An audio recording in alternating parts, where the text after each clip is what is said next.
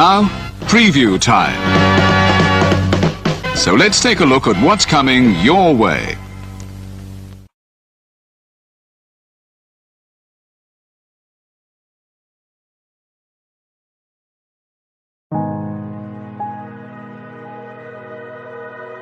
Gary Hebert, the man, the myth, the legend.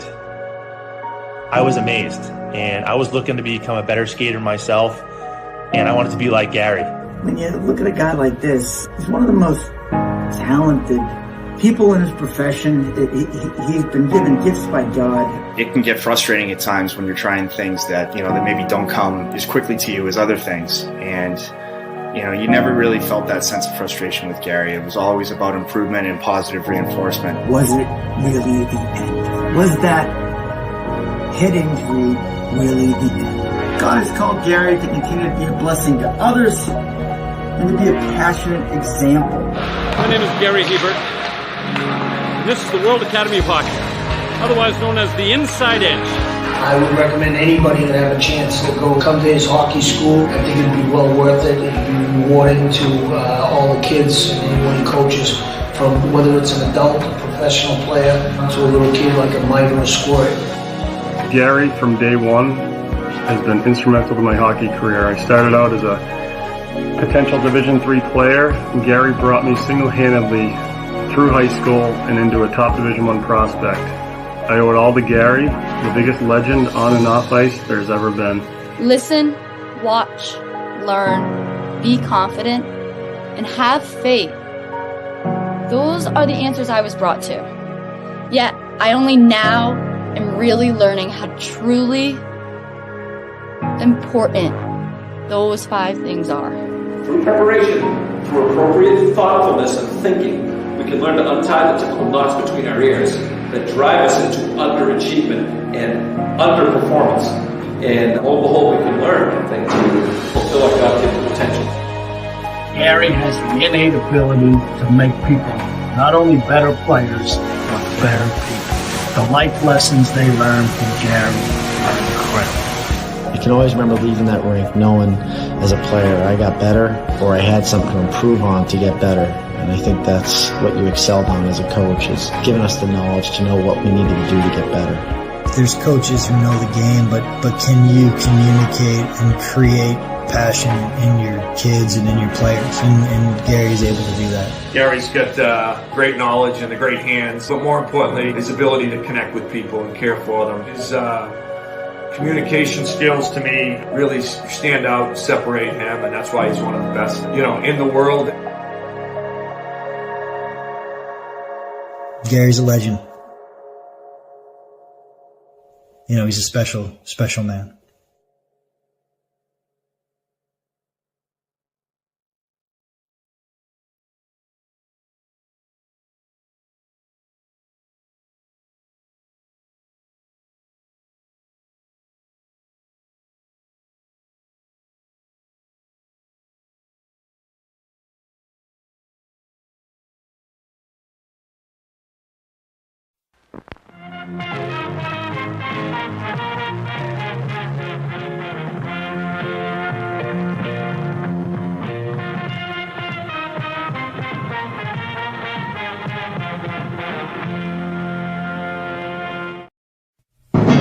The Jeff Meacham Network's Multiverse of Media. For over 15 years, the recognized symbol of excellence and the standard bearer in coverage of sports and entertainment.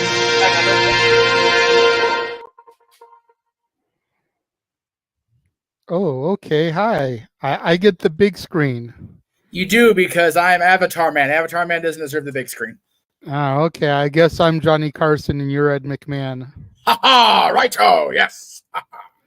What is going on, everybody? Welcome to this Jeff Meacham Network Multiverse of Media live stream for AEW Dynamite Blood and Guts. I am, of course, the Renegade of Wrestling, JJ Williams, your color commentator extraordinaire. The simple man with the spectacular voice, Noah Foster, will be along shortly. My theme keeps capining. Let me silence that. Oh, it's the commentary chat. Silence! We kill you! But yes, Noah will be along momentarily. Gotta boot up his computer and everything. And until then, we have Avatar Man. Da-da-da.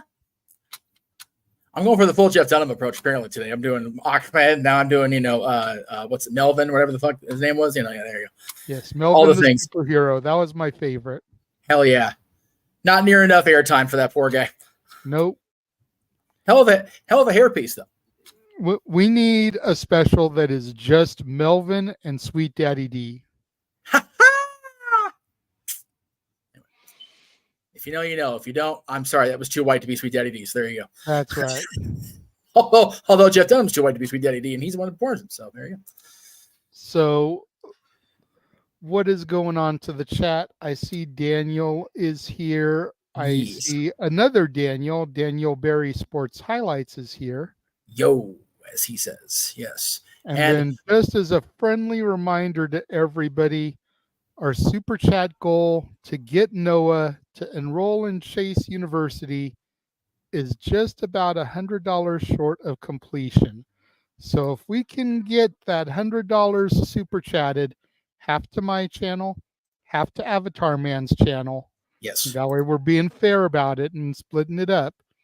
Then next Tuesday during the Great American Bash, as Thea Hale challenges Roxanne Perez for the NXT Women's Championship, Noah will have to pledge his allegiance to the greatest university in NXT history. That's right. Chase University. That's right. If ever you wanted to see a grown man have an actual hemorrhage on television, this is your opportunity, ladies and gentlemen. That's right. Oh, shit. Well, it's funny that Daniel brings up our main event because I just happen to have the graphic queued up. Imagine how that shit works. Let's go ahead and talk about it. Since the match is not here.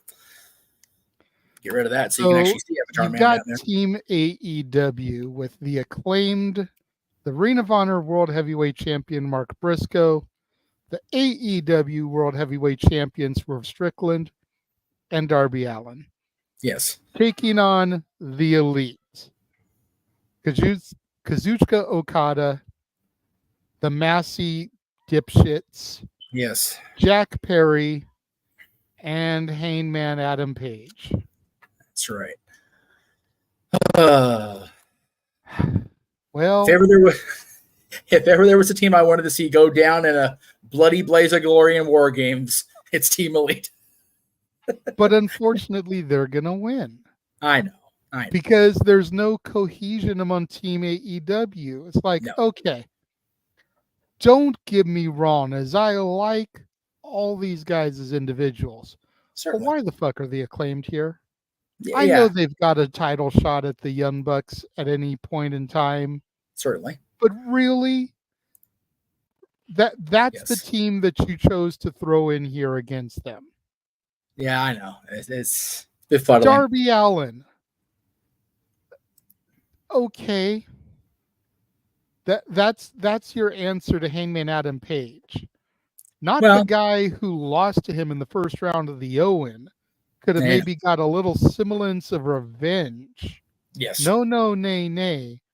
Let's throw Darby Allin, who, if we're being frank, everybody watches Darby Allin matches to see if he's gonna die that night. Yeah, no, for real.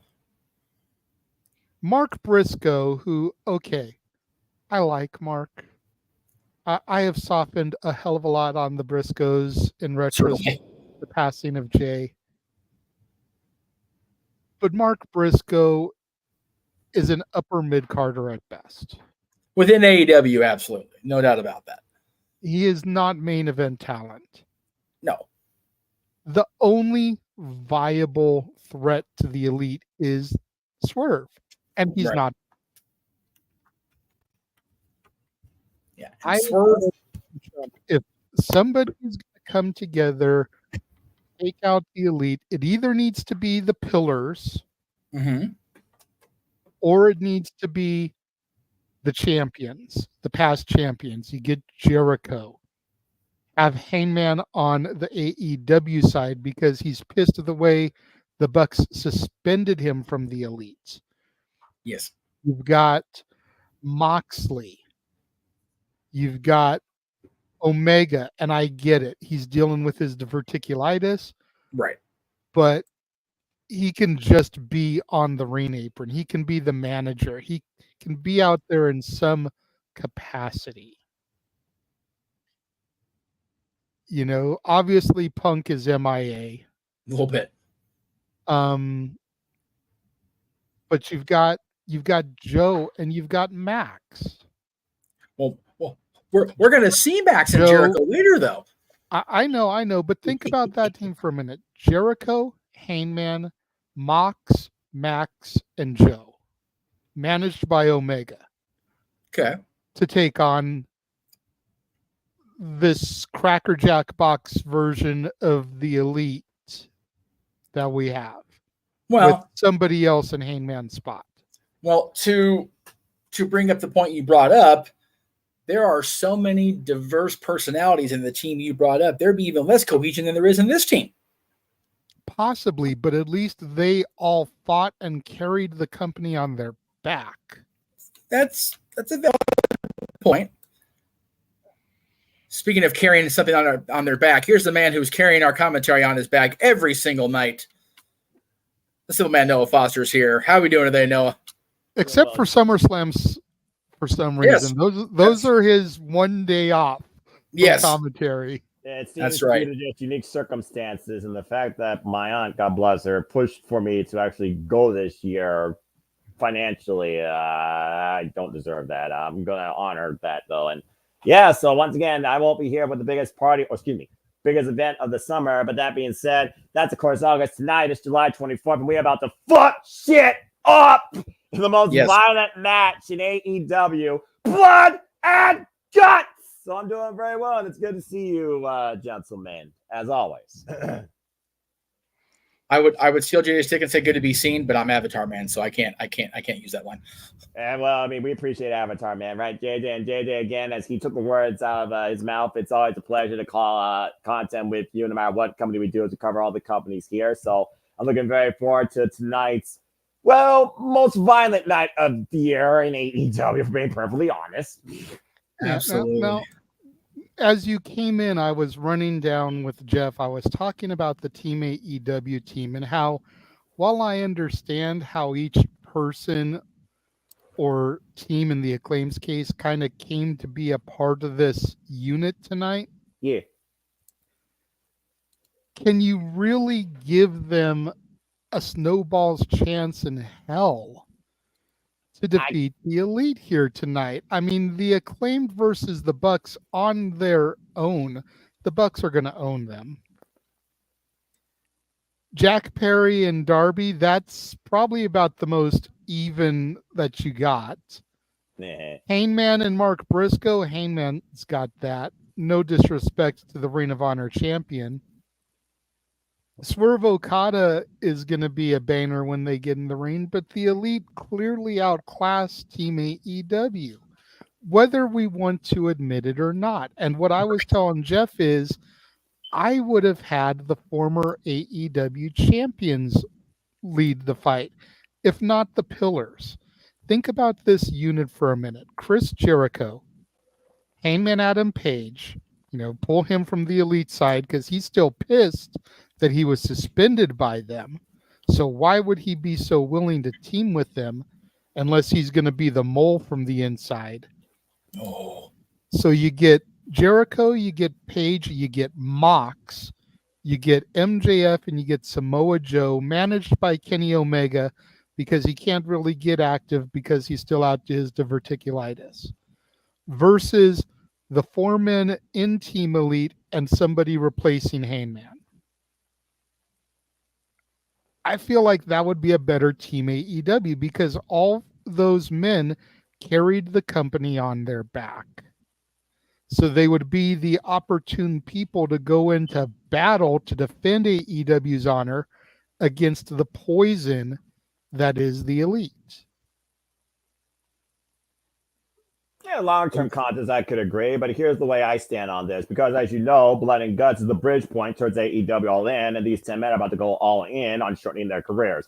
I look at it like this. We have FTR back on the scene. They're looking for tag team gold. FTR has their fallout and their bad blood, of course, with the Elite, the Young Bucks, of course.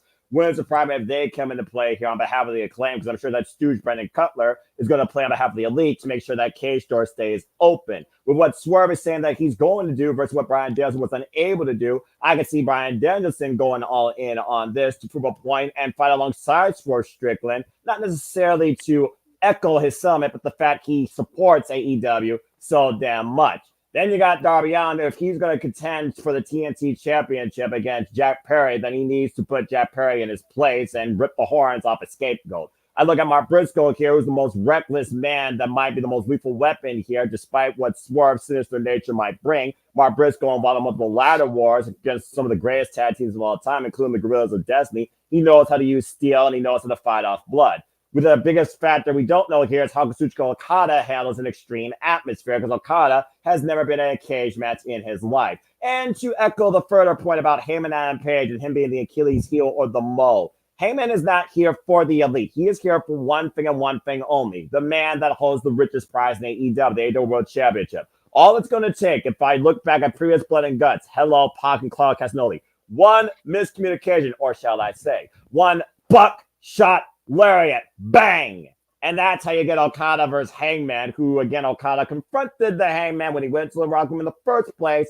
That's how you build all in. I understand your longer-term AEW connections and settlement here, but this is the team right now that needs to surprise everybody and upset the Elite before heading to the biggest event in AEW's calendar year. That's why I believe Team AEW is going to win this, because it's not just going to be just the 5 men themselves that are going to throw everything against the wall that's not thumbtacks and barbed glass and barbed wire. They're going to use everything possible that supports the AEW, I feel that, because this is not going to stay inside the 2-cage structure. And I think Heyman and Okada are going to implode on each other. Before we move on to the next match, you mentioned the world champion, Swerve Strickland. I'd like to thank our Lyft driver for today for proving that not only JJ is a former Lyft, current Uber Eats driver who knows how to swerve when they drive and actually be an AEW fan. This bitch almost got us killed today. So thank you for that, Lyft. And I'd like to thank everybody for not having died on the way home from T-Mobile. So thank you. Good grief.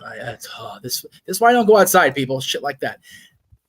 Fair now, enough. Speaking of people that shock the world and nearly kill somebody, what we saw at the end of the Owen is definitely fresh on our minds as we get the debut of Mariah May Glamour tonight, gentlemen.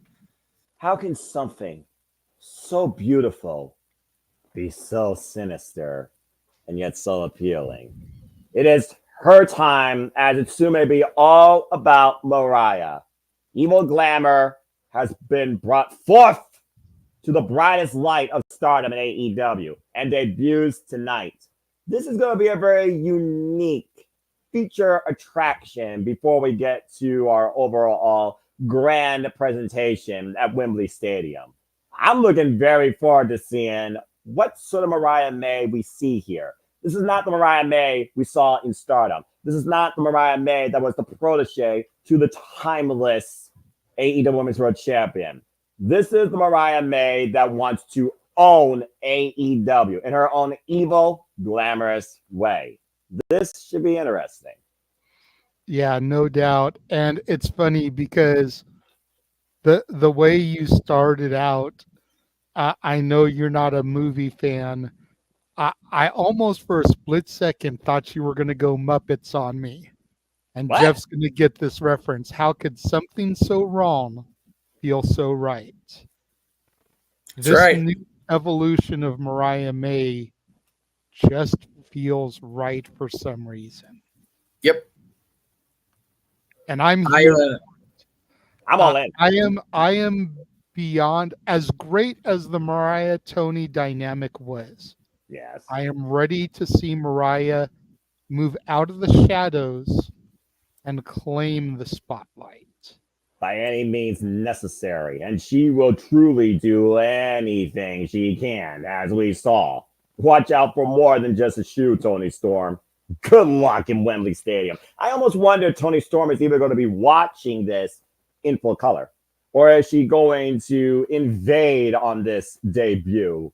Something tells me that Tony Storm and Ryan May are going to collide before they head over to the UK. And keep in mind, gents, the go-home Dynamite to Wembley Stadium is from Cardiff. So we know it's going to go down there. Oh, yeah. I will say, like I said, I think we were all surprised that it was not Tony was the one that turned. So exactly. I'm curious where this next evolution goes with Mariah May. But we mentioned earlier during talking about blood and guts about, people sacrificing their lives and their careers. Well, it's time, folks, to make sure we start making our final preparations for the end of Chris Jericho, because he's going to die tonight. He's literally going to be murdered in front of God and everybody against Suzuki. God bless Chris Jericho. He's trying to help us all be better, and instead he's going to get killed in the middle of the ring tonight. Shame on Suzuki for that. Hi, guys. The world will be a better place when Chris Jericho really says, bye, guys. And Minoru Suzuki, Murder Grandpa, is going to actually make a crime look legal. All right? That's all you got to worry about. The former King of Pancrase, the former Never Overweight, the former multiple-time IWGP Intercontinental Never Overweight champion is looking to teach Chris Jericho a very painful lesson. But to remove the character shell, Chris Jericho has been lobbying and waiting for this match now for at least 4 years. Of course, we first saw Minoru Suzuki coming to AEW alongside La Champion, La Demo God, Lion, however the hell you wanted to call him, at the very first Forbidden Door and Trios action. In fact, he's really tagged with Chris Jericho at each Forbidden Door prior to this one. It wasn't until Chris Jericho adopted Learning Chi that Minoru Suzuki is like, you fucking kidding me? And I don't blame him one bit. I think Minoru Suzuki is the wake-up call that Chris Jericho needs to wipe that cheesy smile off his face. I guess my only question is, I've seen horseshoes, I've seen dice, I've seen thumbtacks, I've seen hockey pucks. What do you use against Murder Grandpa that is not necessarily considered a lethal weapon? Legos. That's wrong. You're wrong for that. That's he wrong. said non-deadly weapon. Legos. No, Legos are the deadliest weapon. Yeah. Jacks. I mean, we're in Nashville, right? Cowboy hats. Spurs. You want for that shit. Ooh, Jurgens. There you go. I like that. Horseshoes were brought out last time by Chris, but they can always make a return. I mean, they can always use the just like Luther Reigns, who was Kurt's bitch and almost ended no DQ when it was getting started. God damn him! All the hell and you well, for it. Bottom line, folks, we are going to learn tonight what it means for Chris Jericho to bleed and smile while it's happening. So enjoy a possible murder in front of your screens. Well, recently, our newest champion in AEW made somebody bleed while smiling, and we're going to hear from that man tonight, the new international champion, the Jeff Meacham Network scumbag, Maxwell Jacob Friedman. I cannot wait to hear what this man has to say now that he's off the oxygen tank. Because he and freaking Ospreay had, if it doesn't win match of the year, there better be a good reason. I'm just throwing that out there. Yeah, good luck beating that as far as I'm concerned, which, again, you got for free. 59 minutes, 58 seconds. The damnedest lethal, technical, mental affair I have seen this year in professional wrestling. Maxwell Jacob Friedman is the GOAT of AEW, if not this industry at this moment. And apparently he's defending this title in CMLL in Mexico. Remember, this guy is lobbying for AEW to go down to Arena, Mexico, the home of CMLL. There's no telling what's on this man's mind, but we also need to consider this. What is more lethal? What is more effective? What do you support more, a scumbag or a Boston? Because we know Pac is waiting in the wings to challenge for that very championship after winning that fatal four-way. We very well might be looking at our match ahead of Wembley Stadium. But how does a bastard confront a scumbag? That's what I wonder. It's one to find out tonight. Yeah, how do you why is Maxwell gonna go down there? I think there's no more hated gringo in Mexico than Jeff Jarrett, and Max is gonna go hold my cerveza when he gets down there. He's gonna out Jeff Jarrett down there. You know what? I actually agree with that statement, and I actually understand that. JJ, what do you want to add regarding this? What do you think is going to come from this man's statement? I don't know. Like, I'm glad that Max is back being a heel because he's definitely better as a heel than as a babyface. Agree. But I don't know if I was ready for him to pull the trigger just yet. Like, yeah, I feel like it was too soon. 2 seconds too soon? I think he should have done it at All In. On a grander stage. I do agree with that. Again, I was calling for it. I was going to call it for the draw. Continue. That's just my thing. Like, I think they rushed it. I know they already ended the Adam Cole thing. Baby. But I feel like they could have gotten just a little bit more mileage out of Max as a babyface, luring people in that false sense of security. You know, to compare it to what I've been saying all year that they should have done with Jarrett, hot off the heels of the passing of Owen Hart. Yep. Right. Ran with him as a baby face for that little bit, lure everyone into the false sense of security, have what happened at SummerSlam 99 still happen with the Mark Henry heel turn. Then he comes out the Raw after that SummerSlam, be like, I've been playing you all along. Yep. That would have been perfect. Let August. Max come back. Everybody is happy that Max is back. Run with him as a baby face, and then in front of 80,000 people at Wembley Stadium, where everything really kind of started last year. Let it be where Max goes back to being everyone's scumbag. And we know Will Ospreay has something to say regarding the way he won within the last 10 seconds. 100K Dynamite diamond ring punch to the face. Bro. Yes. Someone tells me Will Ospreay is not done with this guy by a long shot. No. Right before we go live at the top of the hour, of course, you talked about the pillars earlier, JJ. One of the pillars. Yeah. Dr. Britt Baker, say it with me, boys. D-M-D. Don't forget it. Going up against Hikaru Shida in a match that was made last weekend on Collision. Well, and again, from everything I'm seeing with Shida, it looks like she's starting to tease a heel turn. Well, Shida, I think, has a bit of preference behind that, if we're being perfectly honest here, because let me take you a little bit down a road here.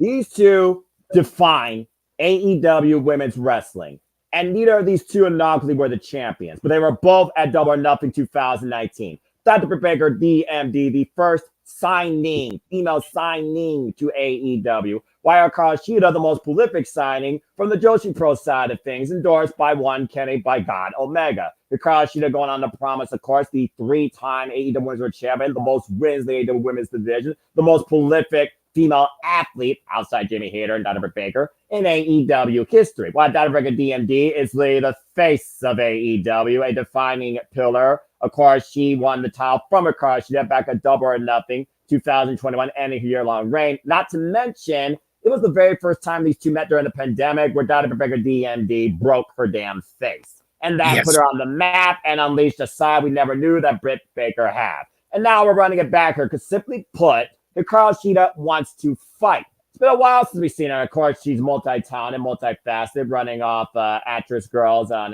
Japan's side of things. And she was looking to fight Sky Blue, but unfortunately, Sky Blue got injured. Sky Blue get well soon. Apparently, she might have a broken ankle. But she's not here to just wait around. She wants to fight, and I love that. And with Dr. Britt DMD back with a newfound confidence and definitely self-motivational plan, as we talked about past, present, and future, this is one of those matches where I look at it two ways. Hikaru Shida is looking for that win back, and Dr. Britt Baker is looking for the start of a comeback. So something can give her with these two. But I would not count out the Shining Samurai maybe going towards drastic measures to beat the Doctor like Britt once did against her. JJ, you had your hand up there. It's okay. I forgot what I was going to say. All right. Well, as we get ready to go live, we're going to bring in the man who is going to join us later on tonight during the Call of Blood and Guts at his request. The He-Man's here. The Core 4 is on. How you doing, James? How you feeling, brother? It's been a day. I was gonna Yes. say I did say I would call Blood and Guts. I know it was all scrounged. I'm fine with calling it because it is Blood and Guts, and Noah had a point that we have been. I think we've called every single Blood and Guts since we started these Exactly. shindigs. So Exactly. I'm down to call it. We'll get the 3-man team on, but Dynamite is live, and Will Ospreay is talking to what's his name, Marvez. Alex Marvez. I don't have that yet. And his tire's been punctured. Oh, okay. Well, let's make sure we get Noah and JJ synced up. Yep. And again, folks, we are officially here to focus on Blood and Guts only, so please remain #politically free and spoiler for anything else you may be watching. And hope that you enjoy our coverage. Let me know when you see Will Ospreay sees that spike in his tire, JJ. And we hope that you all enjoy he just saw it. The conversation and the reactions. He's asking for keys. All right, James, we will see you later. And gentlemen, enjoy your call. There you go. And Will Ospreay apparently is committing Grand Theft Auto legally with Alex Marvez, and I think he's trying to drive his way towards the Bridgestone Arena. Oh, good grief. Will Ospreay is not licensed in America. Good luck, Alex Marvez.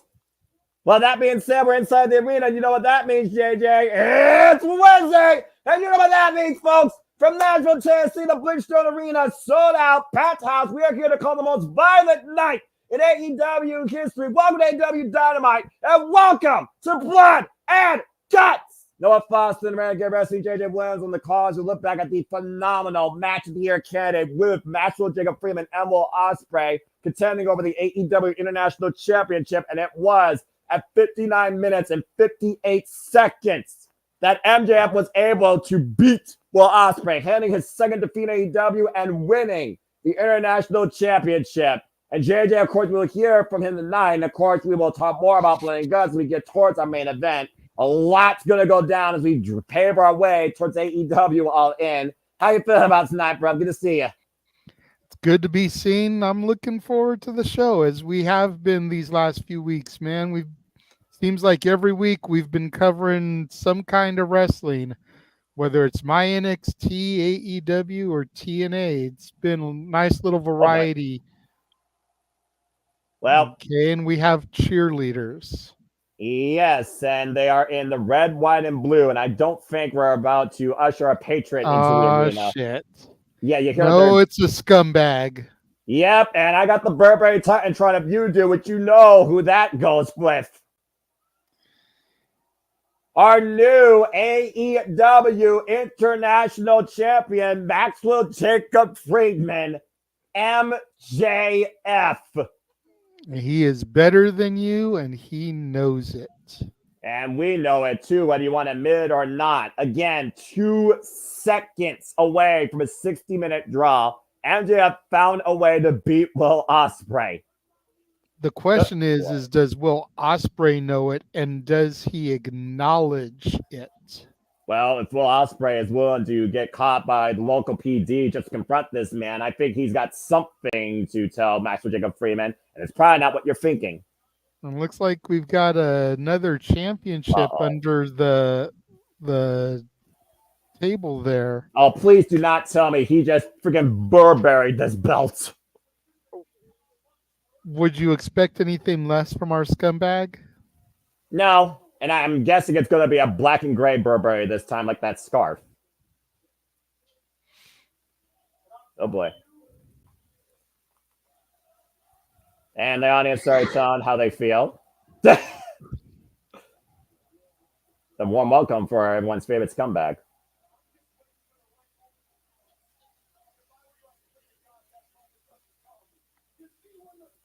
Waiting for the right moment to pounce. Of course, he's also held that reign since he first came to AEW and win the inaugural Dynamite Diamond Battle Royale.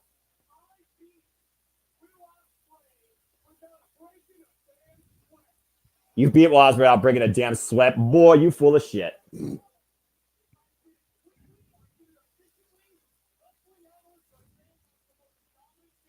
He just acknowledged wrestling analyst, JJ. Mm-hmm.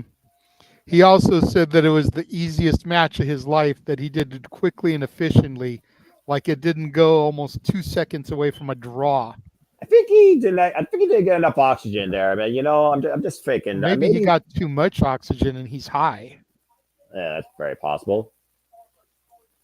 Because you can get high off of oxygen. Yeah, just like laughing gas. Oh, here we go. Game personal. The grandma card just got pulled.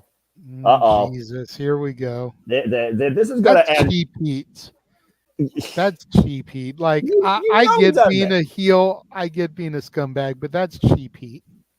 He don't give a shit. Damn! Talk about his wife being a fat skank. All right.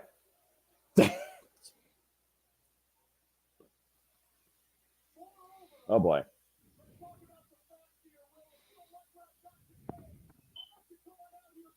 Calling out Will Ospreay to come out and face him.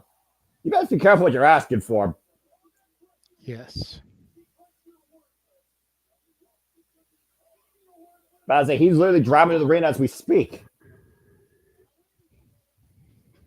We know MJF was the one that punctured his tire. We know that, JJ. Well, we don't know that, but pretty big suspicion that it was him. Yeah. We innocent until proven guilty, not guilty until proven innocent. Unless we see footage from the arena of him puncturing the tire, then we don't know that it was him. Fair enough. And there's your typical chant of the night. Also, asshole. Mocking the title here. Oh.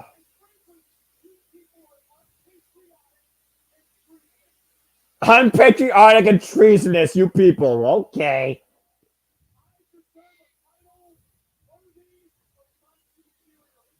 Deserve a title, War of Spirit Intellect. Superior bank account. And superior upbringing.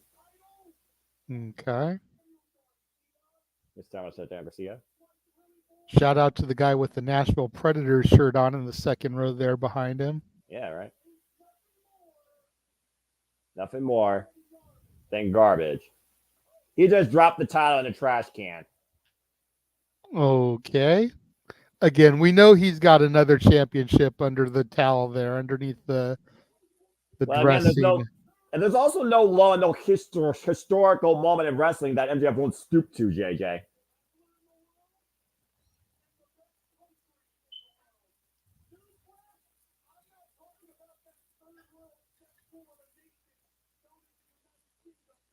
Talking about the best country in the world, not the United Kingdom. Oh, Jesus. Third world cesspool, the United Kingdom? Yep. Please rise for the what? The American Championship. What? It's red, white, and blue. Oh, my God. Yes. I want that. The Where's American Kurt Angle when we need Championship? him?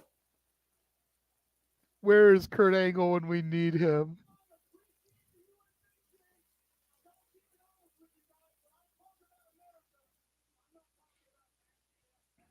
Talking about America, not talking about nasty ass Nashville. AEW American Championship. God Look at damn that it. thing. Isn't that like the third name that this shit has had? First Yes! it was the All Atlantic, then it was the International, and now it's the American.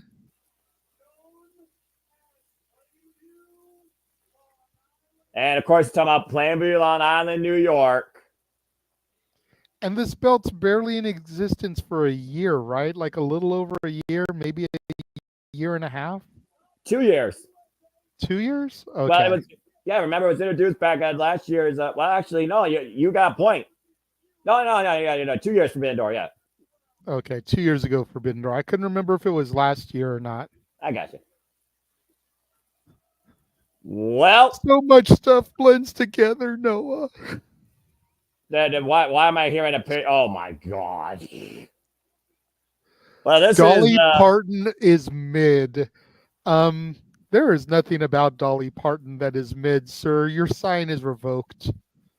Are you looking at that flag, JJ? I am. That is awesomeness.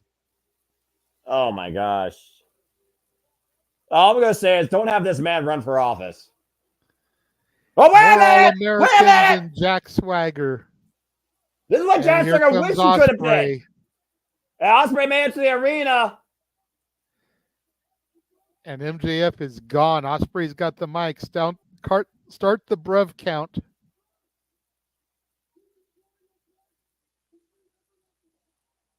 Damn. For those that don't know, he's that hot shit.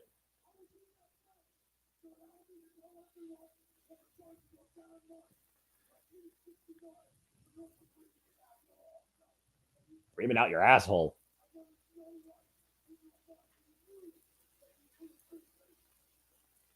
Knew they couldn't beat me.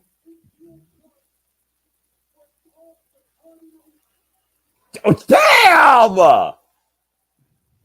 I'm not repeating that. The look on Max's eyes.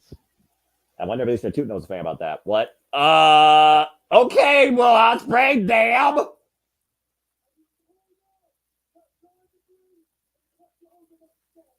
Talk about the diamond ring.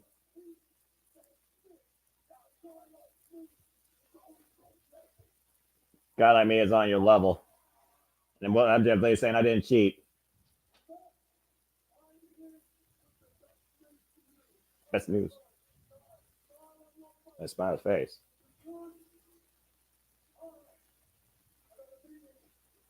He had a meeting with Tony Khan and Christopher Daniels. Uh-oh.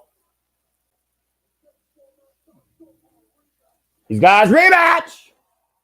At All In? Well, hold on. Let's wait till the bruv says it. I know. I'm going to let him cook.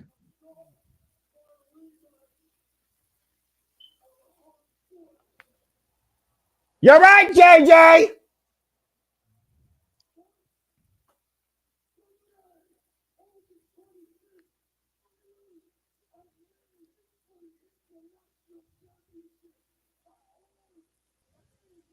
We're running it back and All In, folks. Will Ospreay and MJF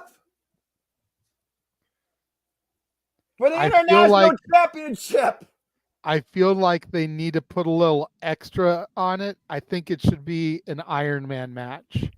I mean, considering they went 2 seconds away from a 60-minute draw in the first place, I mean, yeah, I feel like if they go Iron Man. And you see Ospreay grabbing the original AEW International Championship, the title that MJF has remitted the American Championship. Celebrating Long Island, New York only. Well, that's one hell of a way to kick things off. And of course, our main event tonight still to come, Blood and Guts for the 4th time. Team AEW represented by Swerve Strickland, Darby Allin, The Acclaim, and Mark Briscoe taking on Team Elite, Kazuchika Okada, Jack Perry, Heyman Page, and the Young Bucks, and Bryce Rensburg here with a quarter that will determine who gets the advantage. Oh, wait, what? Uh-oh. That's Christopher Daniels. The fallen angel has fallen and he can't get up.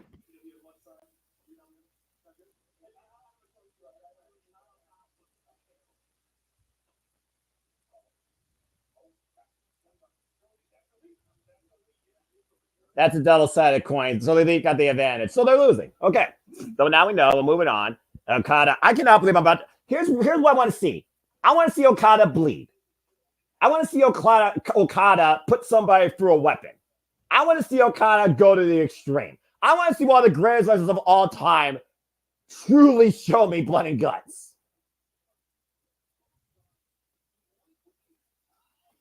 Oh, God. Well, we said hello to our favorite scumbag in the All Elite Bruv. Time to say hello to Learning Tree. Hi, guys. Well, I mean, again, Chris Jericho has been the For the World champion now for a record 95 days. And again, JJ, let's keep in mind, the Redwood and this Bad Apple are banned from this match. Oh, good Lord. I love the Learning Tree. The Learning Tree is the most obnoxious thing right now in professional wrestling. And I don't know whether to love it or hate it. Of course, we talked about 3 weeks ago how the Learning Tree team effort took out Katsuri Shibata, Samoa Joe, and Hook, including Jericho going back to his wizard roots and blinding Hook with a fireball after evacuating Taz from the arena. And then we called the damnedest thing 2 weeks ago. Samoa Joe driven through a wall off a forklift pallet and sent to the hospital. Break the walls down. Or break through them. Referee Aubrey Edwards for this contest as we wait for the King. While Noah talks about things that he finds obnoxious, we do want to remind everybody that our super chat goal to get Noah to enroll in Chase University is only about $100 away. So if we can get $50 to Jeff's channel, $50 to my channel, Noah will have to enroll in Chase University next Tuesday as Thea Hale challenges Roxanne Perez for the women's championship. And then if Thea wins, Noah has to get a shirt and wear it representing Chase U. So let's get those super chats in, people. We need Noah to enroll in Chase University. You got a better chance of me planting a seed underneath the Learning Tree than acknowledging Chase University as an accredited institution, let alone enrolling in it, as we got the King here. And respect the King, damn it! Minoru Suzuki, of course, like I said. Hasani Nare! The former never overweight champion, former IWGP Intercontinental champion, the former King of Pancrase, has wrestled over 2,500 matches in his illustrious career against all-time greats. Noah and WW, AEW, and of course, Josh Finesse Bloodsport, just to name a few. Aubrey Edwards holds up the Learning Tree, Chris Jericho's for the world title. Bell rings, and we are underway. Look at that face of Jericho. I don't know why anybody would not go in a match against Minoru Suzuki with anything less than fear. Suzuki chance raining out. Suzuki asking Jericho going to come meet him towards the center of the ring. And Jericho's waving us goodbye before he's murdered. How nice. I mean, again, JJ, you and I have talked about Suzuki for a bit, but I've followed Suzuki's career since Pro Wrestling Noah. Suzuki is a bad motherfucker. Yeah, he was a bad motherfucker before Femi was even a fetus. Knife edge chop. Oh boy. Hey! God! Woohoo! Of course, Suzuki loves to channel pain and loves to, of course, dish it.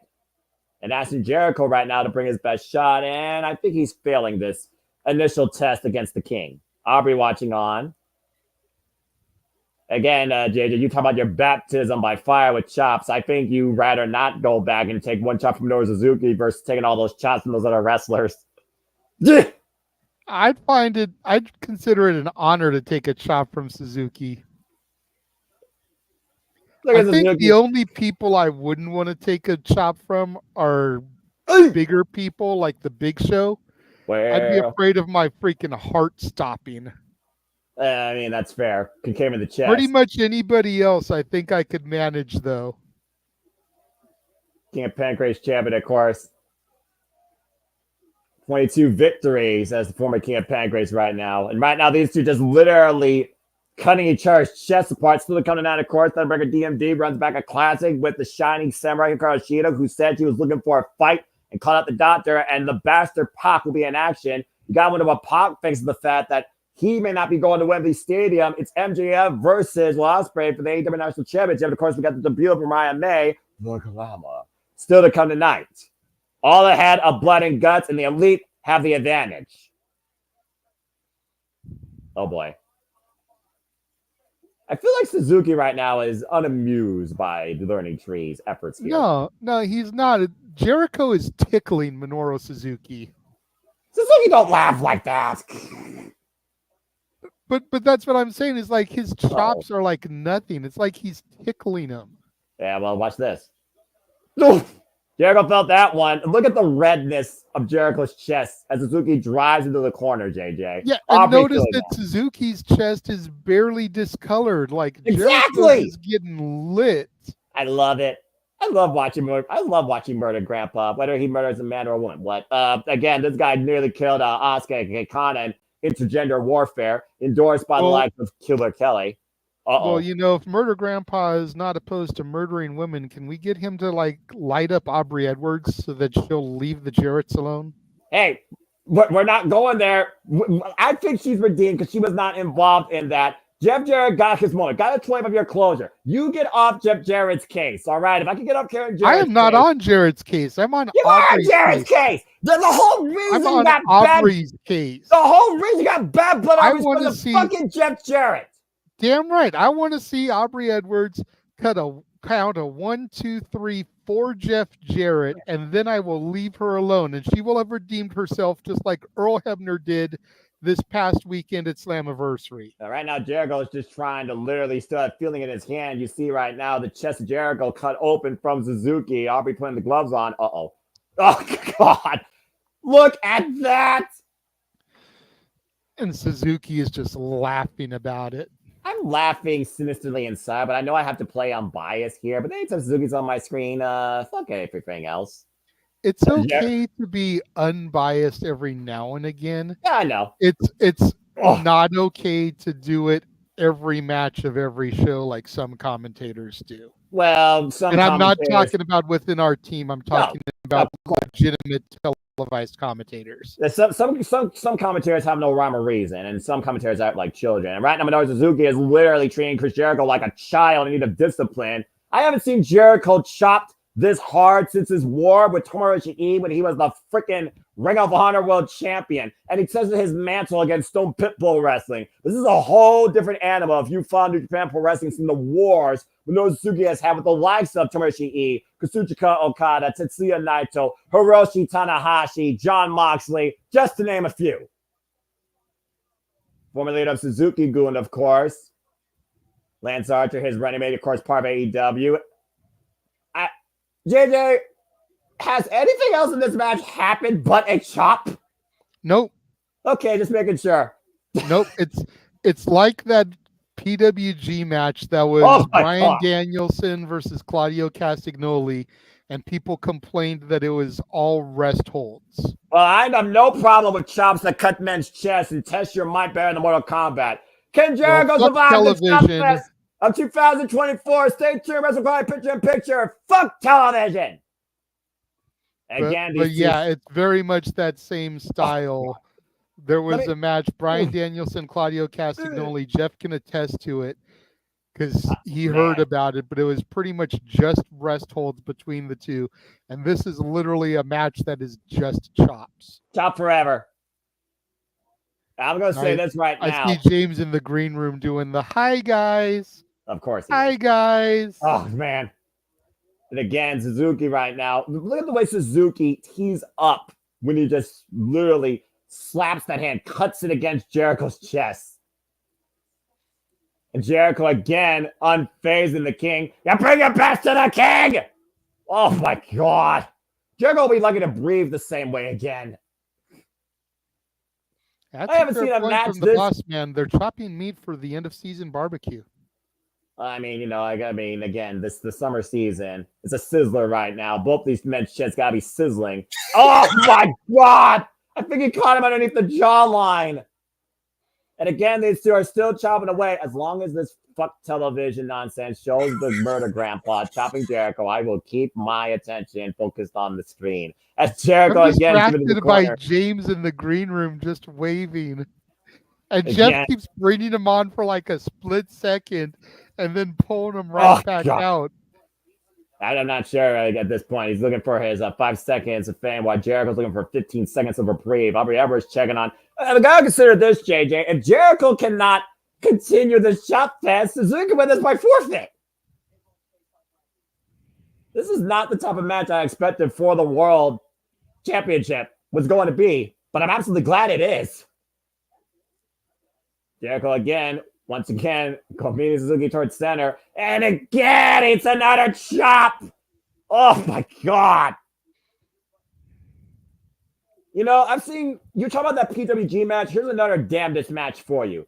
Kota Ibushi and Taichi in a G1 climax threw nothing but kicks at each other. And I'm not talking about to the face. I'm talking about to the hamstring, to the legs, to the point Neither man could walk out of the match on their own 2 feet. So which one do you think is worse, a tied up leg or a collapsed chest cavity that is bleeding? That's a tough one. I mean, oh my God. Oh! The leg would be difficult, but I also feel like you'd probably get the blood back in your leg quicker. The chest, you run the risk of damaging the heart. I wonder again, Jericho, we talked about before, 52 years of age, 30 plus year veteran at the game. Minoru Suzuki, don't talk about his age. Believe it or not, folks, he's over 50 years old. This guy literally coming off a war and Josh Broline's blood sport to be a Goku. Just to put in perspective. We just saw something that wasn't a chop, Noah, not to cut you off. Yeah, no kidding. Jericho finally changed from gears Jericho here. to the midsection, some forearms, running clothesline, takes down Suzuki. Suzuki rolls to the outside. But look at Jericho's freaking Jesus Christ Almighty! Look at Jericho's left pectoral. Oh God! Got caught coming in with a chop. You don't give your arm to Suzuki. Tommy. That dripping armbar right there, and Suzuki goes as long as he wants. There's no disqualification. Jericho locked up right now. Probably wish he was back in the chop fest. Minoru Suzuki, again, a master manipulator of joints. There's a reason why he and Zack Sabre are former Rev Pro British heavyweight champions. Tag team champions, excuse me. Also, yeah, Minoru Suzuki, former Rev Pro British heavyweight champion, for those that don't know. Tomoyoshi beat him for that title. Suzuki with a chair in hand. Oh, God! Broke Jon Moxley's arm during the new beginning! And a chair across the spine of Jericho. I don't think Jericho's smiling anymore. I'm just putting it out there. I don't think he's even smiling internally. Did he lose his smile? Maybe. And right now, Minoru Suzuki trapping the arm of Chris Jericho inside that chair. Again, Aubrey can't do nothing about it, but watch on. Jericho to vulnerable position. Oh, God! Jesus. And think about this, JJ. That's the arm Jericho uses for the Judas effect. Minoru Suzuki might just neutralize that weapon. At least temporarily. And going back again to the hand. Look at Jericho's chest. Oh, my gosh. Snapping the digits back. I just want to say on behalf of everybody that's in Southern California like me, if you walk outside right now, don't. Ugh. I literally walked into the heat, smacking me in the back of the face and knocking me back into the house to bring Dylan to the car. God damn, it's hot outside. Well, right now, I don't know what Jericho's temper is at, but I'm guessing he's literally gasping for air. We run right back inside the ring here. And again, Suzuki continues to punish Jericho. Jericho wanted this for 4 years. I think Suzuki's been waiting to do this for 4 years. Oh my God! That ain't right. Your fingers are not bent to split like that. What's crazy is I think that's worse than Jericho's chest right now. Acute pain. Again, we knew this was going to be violent. This is Blood and Guts, the most violent night of AEW's calendar year, and we're not even in the main event. And again, that wrist right now. We're not even out the first hour. We're not even out of the first 30 minutes, believe it or not. This is Come right there, Single And Jericho with the cover barely gets a 1 count. Oh, shit. Yeah, Aubrey, that was 1. David Aubrey's shot. Yes, Aubrey, that is 1. Welcome to Minoru Suzuki match, Aubrey. Of course, I remember Aubrey Evans refereed Minoru Suzuki and Jon Moxley, so she knows what Minoru Suzuki's about. Oh, boy. Disbelief on the face of Aubrey and Jericho, for that matter. Jericho, meaning the king, though, on his knees. This is not a battle Chris Jericho can win here. Jericho proving something here, trying to prove something to himself, I think, or his learning tree. That sharp elbow strike to the side of the head. Hey, JJ, watch this. Oh, God! Oh, Jericho might be out on his feet. Suzuki sends Jericho off the ropes. Jericho, Gets caught in the sleeper. Caught in the sleeper. Subject on style pile driver by the former Ring of Honor television champion Pete Titus this exact same way. With a double leg takedown though by Jericho. Might be looking at it. Takes Suzuki over. Walls. And the walls are in. I don't know. I feel like Murder Grandpa is the type of dude that you lock the lion tamer on instead of the regular walls. Well, how can it get that elevation, get that knee to the back of the neck? Yeah, but how can Jericho lock anything with a compromised hand, though, is another question. You saw Jericho wasn't even able to lock his hands for the walls.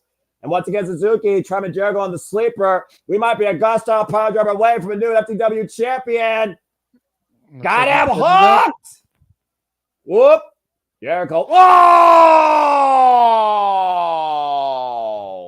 Right in the Suzuki's. Low blow, perfectly legal. Judas effect. That might be it. Cover 2. Jericho retains. Desperately. With the slowest count I think I've ever seen Aubrey do. Yeah, well. Chris Jericho better thank his lucky stars. Dodging that Gusto pile driver twice. Half a second away from the FTW Learning Tree era ending. Chris Jericho somehow stands to... Uh-oh. JJ? Murder Grandpa's up. I think Jericho just pissed off Murder Grandpa. The Suzuki again with the sleeper! And Suzuki will not be denied! Look at the play by his head! God-style pile driver! All hail the king of professional wrestling! Minoru's looking for the last lap. Meanwhile, Brian Keefe, since the match is over, the Learning Tree now, Brian Keefe and the Redwood Big Bill attack Minoru's looking after the bell. It's a free-for-all here. 2-1 is up, and he's count. Wait a second! Oh, shit! Katsura Shibata's back! Well, where is he? Gonna come from behind. Now you're right! Shibata slides in and attacks Big Bill and Brian Keefe. And of course, Shibata, another enemy and a respected enemy of Minoru Suzuki. There's a very few people Minoru Suzuki actually respects in this business. I'll just tell you that right now. And Brian Keefe again attacking from behind. The blindside shot here by the guy that's coming off a broken arm here. Oh, gets caught with a kitchen sink knee. I need Minoru Suzuki and Katsura Shibata as a tag team, please. Shibata teaching the Learning Tree a lesson or two in humility, while Chris Jericho will certainly be sustaining some very brutal injuries, I'm sure. That ice is going to sting his chest. It's not going to help him, JJ. But either way, the Learning Tree is still our FTW champion. Coming up next, Unbreaker DMD goes one-on-one with Hikaru Shida for the third time ever in singles action. That was fun. Whoa, wait a minute. I'm far from moment going to get a handshake. Yeah, Suzuki's handshake is somebody. Yeah, that ain't going to happen. Let's go backstage to Remarkable Renee Paquette, looking lovely as always. Talking to the new CMLL Women's World Champion, Willow Nightingale. Congratulations again. Won that Fantastic Mania. Whoa, shit! I knew that Chris was not done with Willow since that loss in the Owen. Uh-oh. Oh, no. Oh! Golly.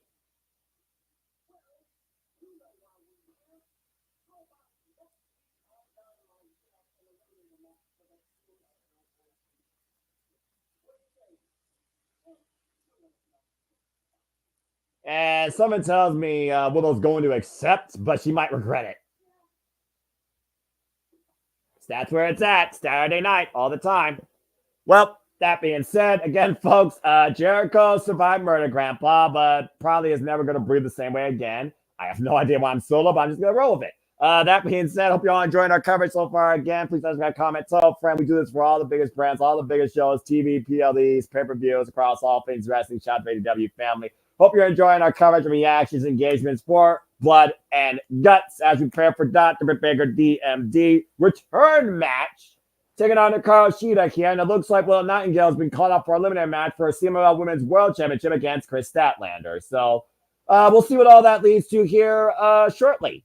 And if you learned anything from that last segment, Chris Jericho is a man on borrowed time. Thank you. Well, we're on for a commercial break with TBS. Let's go ahead and show everybody what's coming up in our future here across Multiverse Media. Yeah, why not? You got a trailer? I do indeed. And as the Renegade comes back in, we'll hit that trailer and we'll be back with our team in just a moment. Sounds good. And now, preview time. So let's take a look at what's coming your way.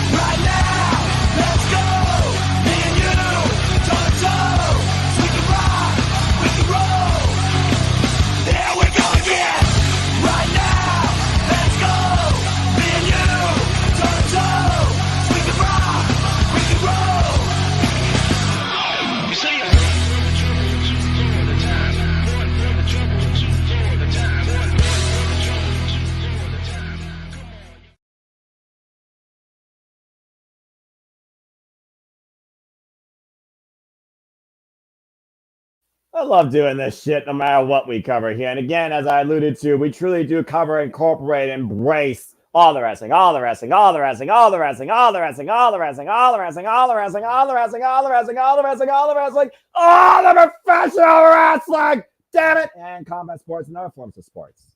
As that schedule continues to unfold, again, this week we're giving you guys all the way through Sunday, because of course tomorrow we'll be back with the fallout from Slammiversary with TNA Impact, as well as our city predicting. We have our Death Before Dishonor. Friday, of course, we have Death Before Dishonor coverage, and Saturday we will have, of course, before the weekly Saturday Shenanigans hosted by JD Williams at our open mic night, we have Battle of the Belts 11. Will something give? I highly doubt it. And then, of course, Sunday we have Judgment at Bloodsport 11. As we get back inside here for our coverage of Blood and Guts. Again, there you see that looming structure. 16 tons of steel will encase 2 rings. No escape, as it's completely sealed off the top.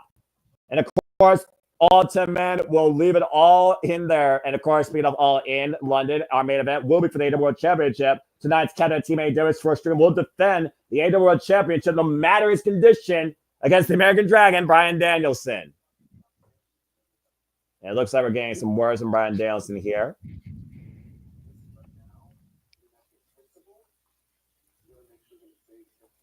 Ooh. Condition of his neck. Fixable, but it's got to stay fixable. I like how he's wearing a black t-shirt and not a white t-shirt.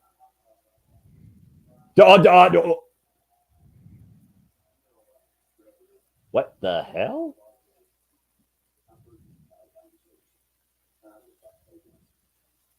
Jeff Jarrett.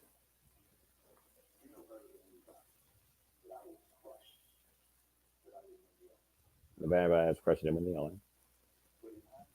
But in hindsight, look back over it. You overcame the odds that I didn't. You're the perfect guy. Elizabeth's destiny. Couldn't be more proud to be in that ring and raise your hand with that cup. Now you got Wembley.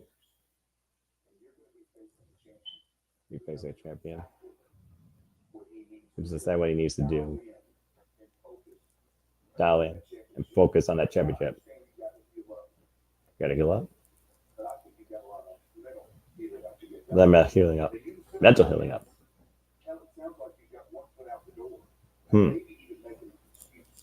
Oh, make an excuse. You're gonna go all in. Freaking go all in. What the fuck is happening here? A lot of people believe in you.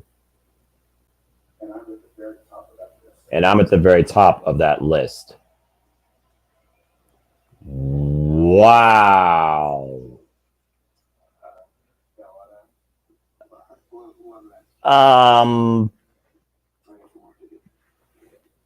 I think Brian's got more work to do than just physical rehab. Very interesting sit-down encouragement and reflection for the American Dragon by Double J Jeff Jarrett. But in the meantime, the doctor will see you now. Britt Baker's back in ring action. I mean, again, the words like that. I mean, again, Wembley's going to change Bryan Danielson. He's never going to be the same man or wrestler again.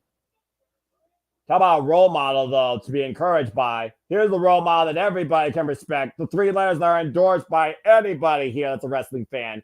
DMD, the 4th AEW Women's World Champion, Dr. Britt Baker. And, of course, you can learn more about Dr. Baker's road to recovery during her Close-In with Renee Paquette on YouTube, where she reflects and tells her story on her road to recovery, how she feels right now, and what she thinks of a certain CEO and the self-stop she's put into herself.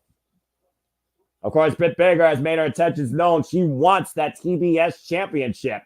It was the last match Dr. Baker had prior to injury against Chris Statlander. But she's wrestling against a very formidable opponent.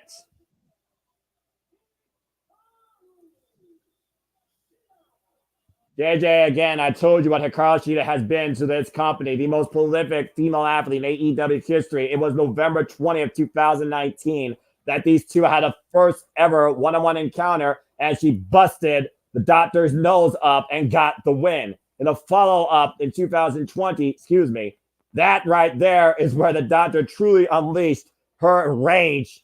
And again, Shida was able to take her down. It wasn't until May 3rd, 2021 for the AEW Women's World Championship that Dr. Baker DMD got the better of Shida. The record stands at 2-1, but it was for the gold that mattered the most that the doctor got the single victory. And now we are here for the 4th time ever with the 2 most prolific female figures in AEW history. Bell rings are underway. Oh boy. Yeah, your science speaks volumes between the Jeff Jarrett and Bryan Danielson sit down. Of course, these 2 women in this match, I'm sure you have a lot on your mind, call it a tie-up, so please feel free to speak, my friend.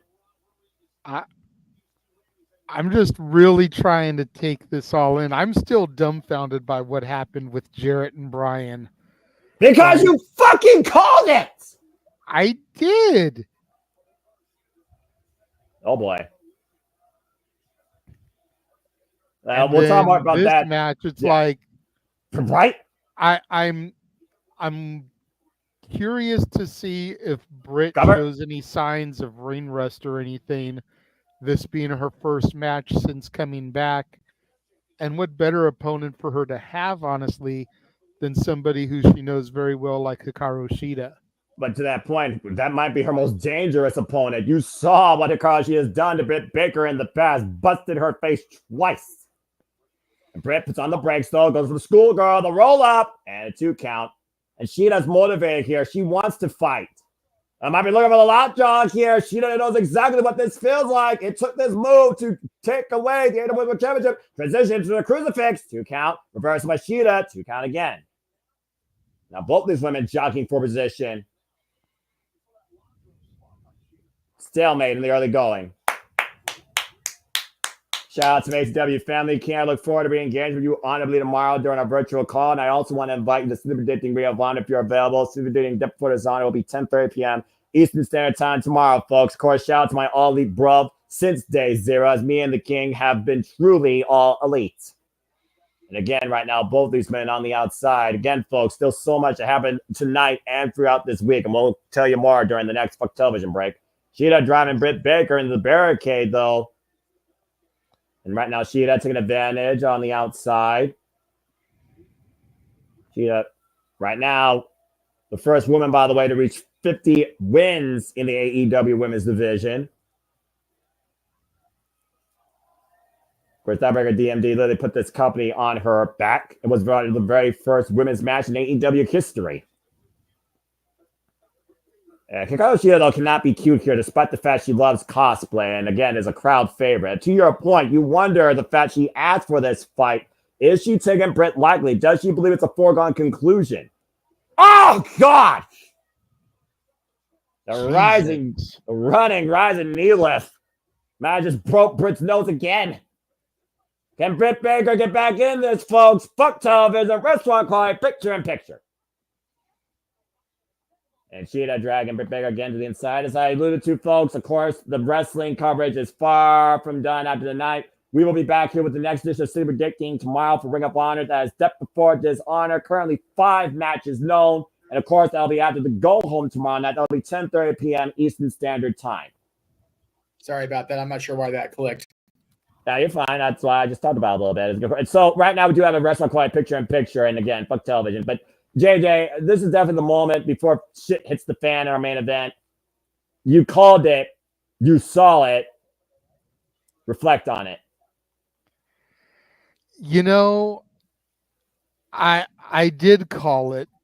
I did see it coming, but of course I fantasy booked it to where Jarrett would be handing the opportunity over to Bryan, knowing that his best days are behind him, so that he could still have that opportunity at Wembley. But I mean, just watching that unfold and unravel, it's everything that I wanted. I have been one of Jeff Jarrett's biggest supporters.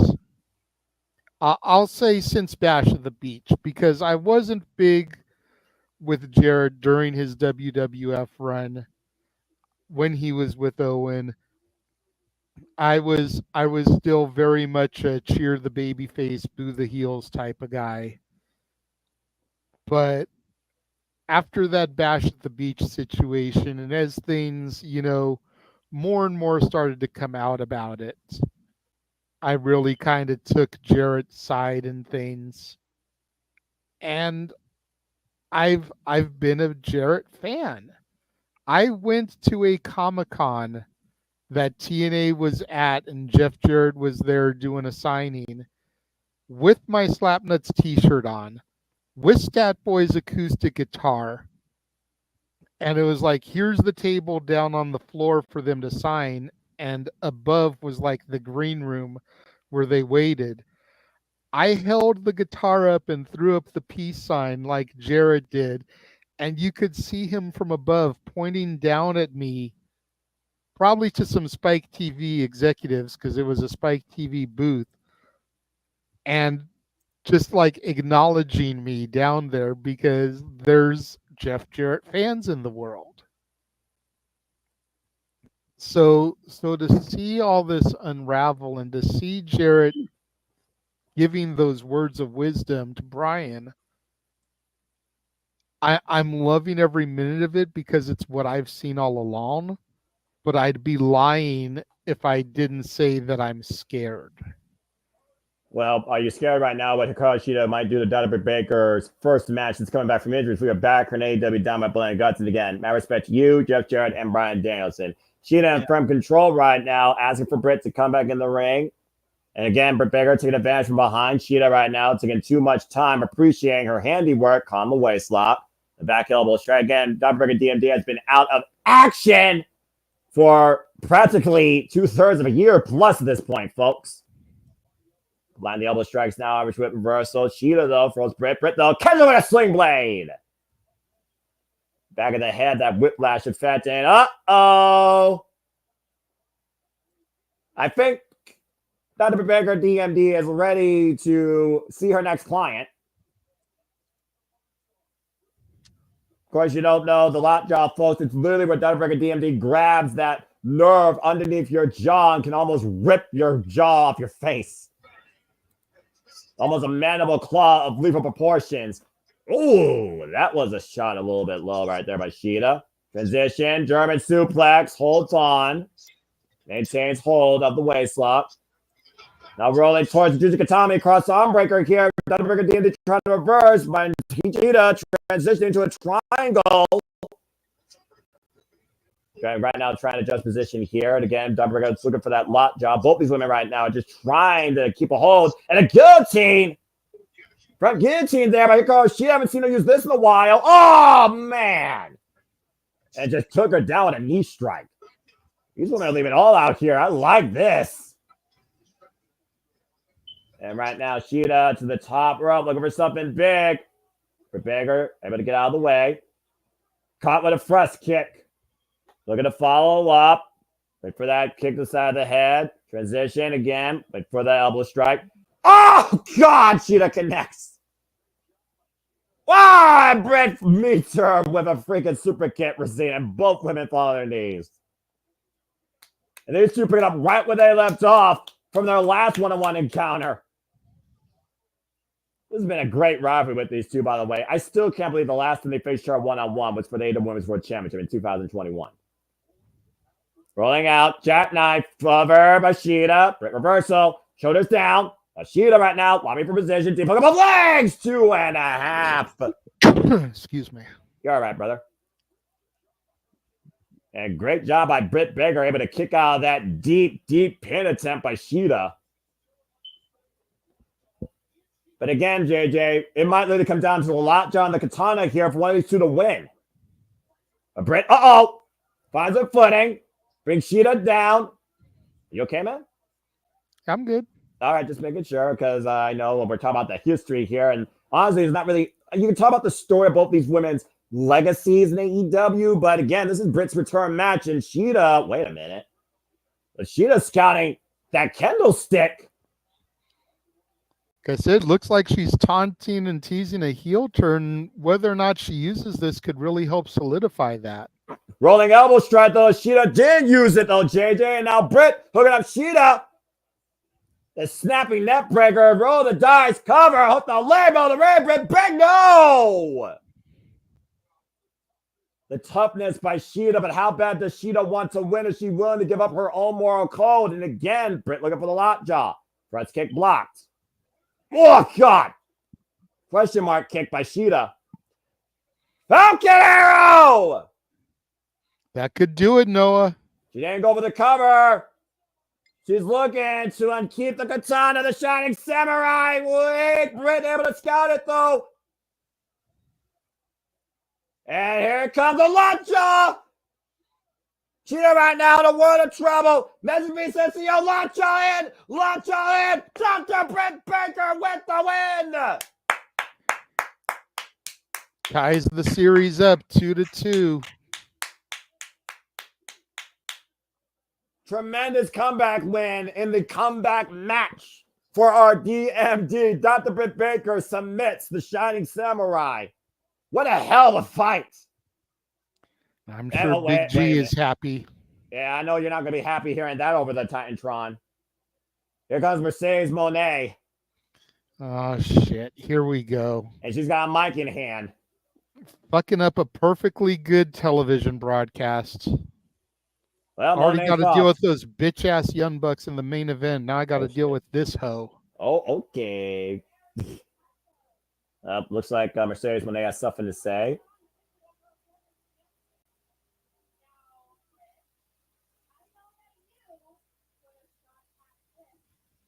Great win by Britt. Talking about that she wants that shot. Will be hotter than her facing the CEO and the DMD and all in Wembley. Waiting to hear her answer. And the answer is no. Yeah. Not surprised. Ratchet. Of course. Why accept the challenge from someone that could actually beat your ass? Well, wait a minute. What the fuck? What the fuck? That's Camille! That's Camille! Camille just dropped Britt Baker! Camille's an AEW! The former WA Women's World Champion! Well, they've been keeping her in catering long enough. Holy fuck! I guess Mercedes finally felt like sharing the spotlight with somebody. And one of the most powerful athletes you ever see in women's wrestling held the birth for over 870 days. Trapping Britt Baker right now in an Argentine torture rack. And she don't know where to be found, by the way. Fuck God! Spun out, sit out. Look at this. And Camille looks in peak shape. I didn't see that coming at all. Hi, James, by the way. I just wanted to I had to bring the four of us in because holy shit. Yes, holy shit. Camille is in All Elite Wrestling. Also, what the fuck is Mercedes wearing? Not much. The belts cover up more of her than the actual clothing that she's wearing. Let's go to tonight. Team AEW goes up against Team Elite and Blood and Guts. As blood and guts and strong fighting spirit has been shown all night. AEW welcomes a new face. Camille is part of AEW as we go fuck television. Full commercial break to reflect on what just happened. First off, fucking great match with Sheeta and Britt, and holy shit, Camille's in AEW. Give me her versus Jamie Hayter. I'm curious what's going to happen the rest of the show because that's everything that was already advertised for tonight, for the record. Like, we're through all the advertised shit for the night. The glamour, Jeff. The glamour. Oh, that's right. IMA. I did forget about that. My fault. Yeah. Okay, that's a thing. Oh, hello, James, by the way. Welcome, everybody. James Gebert, of course, to the calls. Again, we welcome you all for tuning in so far to just a little bit under hour one of what's been a very wonderful show tonight of Blood and Guts. We've seen blood, we've seen guts, and we just saw Camille break Britt Baker. So I'm very curious if Dr. Breaker DMD has a friend or, a hater that could oppose this anomaly known as Camille in All Elite Wrestling now. Yeah, we just saw Camille go from an 800-plus day dominant NWA champion to being Mercedes' side bitch. Yeah. However, there shall be no side bitches tomorrow, boys and girls. As we continue this ridiculous run we're on here.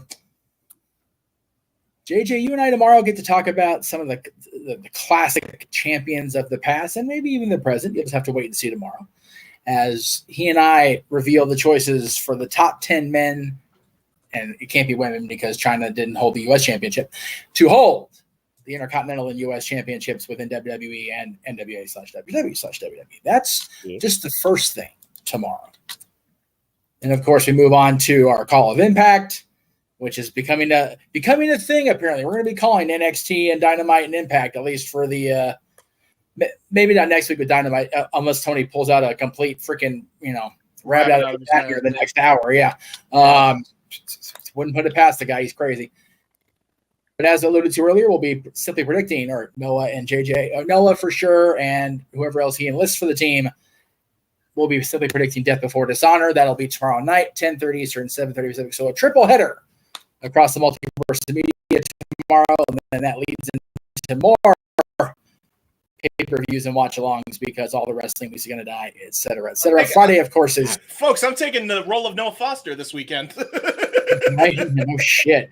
So we have Noah and James on this call, correct? Yes, Noah and James on this call, and then Walter and I for the next two calls. Yeah, so Walter and James on Saturday for UFC 304. Noah and JJ for Battle of the Belts, where we'll not see a single title change. Battle of the Belts 11 coming up at 10 p.m. Eastern, 7 Pacific. Battle of the Belts that will not change hands.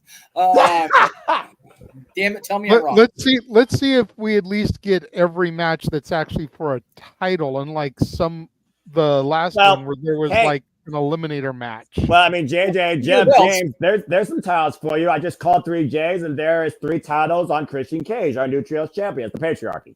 Also, Bloodsport, folks. Bloodsport. We'll get there for the ass once we listen to the. We have to listen to the Patriarchy. We must give the man the proper attention he deserves, James. True that. That's right, Captain Charisma. That's right. The instant classic. And he just talked about how Nick Wayne will have a huge chance to go after the AEW World Championship because this Friday on World Rampage, the winner of the World Rampage gets a shot at the AEW World Championship at Grand Slam. Wait a minute. Royal Rampage? So it's a special. You know they do that to Stop that. Guts. Stop that. And there's Kip Sabian. Kip Sabian still exists? Yes, he still exists. What the shit? I hope Penelope 4, by the way, is okay. I know she's never been the same since the thing. So, again, I hope she's okay.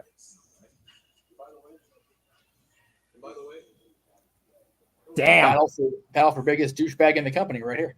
Well, I mean, Nick Wayne's the youngest one, if that's what you're referring to. That's friendly reminder to the people in the chat, please don't post stuff that happens if we haven't seen it yet. Uh-oh. Well, as we keep moving forward here, all right. There's somebody looking for trouble, and he found it. The bastard Pac is about to be in action.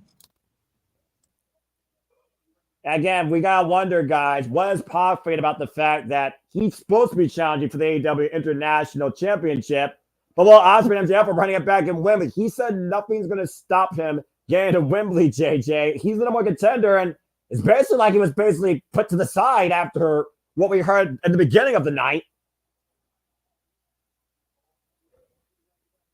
You right, man? Yeah, I'm just trying to figure out what's going on here. It's Pac versus Boulder of the Iron Savages. Baba Ganoush from the Nashville Baba Ganoush clan. Got it. The bell rings were underway. I don't know what's happening. I'm just going along the screen. Spinning so bad. I mean, if Pop's going to break somebody, he might as well break a Boulder, right? I guess, yeah. He's not going to be Pac versus Boulder in Colorado. Boulder, Colorado. I see what you did there. The pump kick by Pac in the corner, and still kind of not by the way the debut of the grammar before Blood and Guts. We're going in overtime.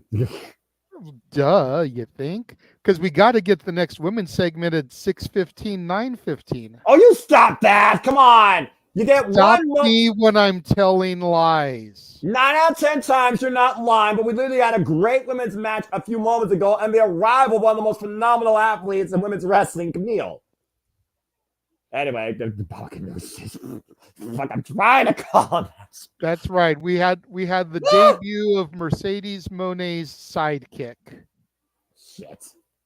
Yeah, Bryce Bransberg, I'm sorry, buddy. We're all discombobulated here. And I would not put it past us to get Mercedes and Camille versus Britt and Hayter at All In. Well, maybe not All In because I think the TBS Championship should be on the line at All In. I'm just saying, but I think it should too. Drop kick! I think if Britt pins Mercedes at All In, then she'd have a claim for All Out. Exactly. Eliminator. And let's not forget earlier tonight, Chris Statlander, and on behalf of Stokely, challenged Willow Nightingale to an eliminator match for the CMLL Women's World Championship. Pac wins, by the way, with a suplex. Well, at least that belt will stay with Willow for a little bit longer until Mercedes smells some more gold that she wants. I pray to God that you're wrong, with all due respect. I think Statlander is where it's at when it comes to being champion, and I think Stat will not rest until she breaks and beats Willow. Still the color night, Team AEW versus Team Elite for Blood and Guts. That's our main event, folks. 10-man, 2 cages, all-out warfare. Expect lethal combat. Expect every weapon possible. We saw Team Elite earlier. Let's go to Team AEW in the back. Who's else? Wait, why I see 6? Oh, Prince Nana.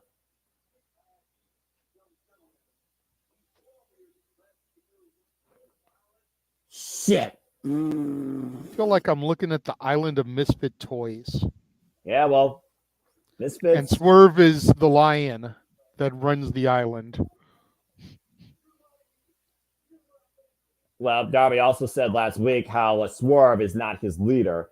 Darby, I think, has even more pride for AEW than Swerve Strickland does. And we're here because no one wants us. Who would want us? We're all misshapen.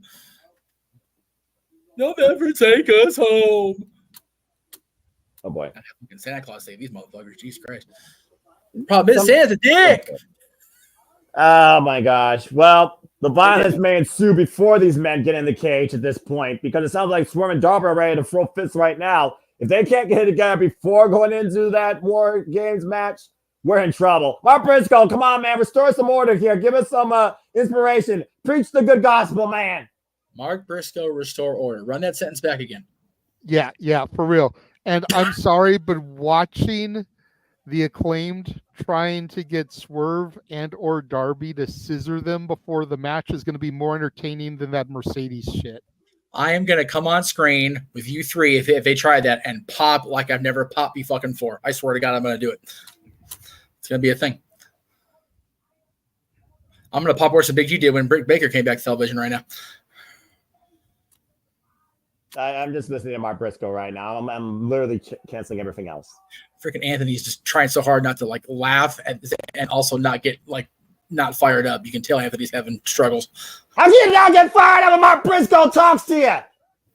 Oh God, I love that man. Need a redneck translator when Mark Briscoe's cutting a promo. What do you mean? It's easy to understand what he's saying. He's talking about these entitled freaking sons of bitch. Hello. We'll talk more about that later. What happened was, right now, here comes the glamour, Mariah May. Yes. Our current 2024 Owen Hart Foundation Women's Tournament winner with a record of 12-4, sporting not only the title, but the very shoe she broke Timeless Tony Storm with. I will say it's good to see somebody actually representing that title belt and coming out with it. Right.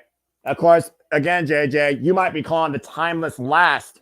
AEW Women's World Championship on the line. Timeless Tony Storm defends against Mariah May, the person in AEW that knows her the most. Oh, boy. Truly, AEW come August 26th may be all about Mariah. What a face.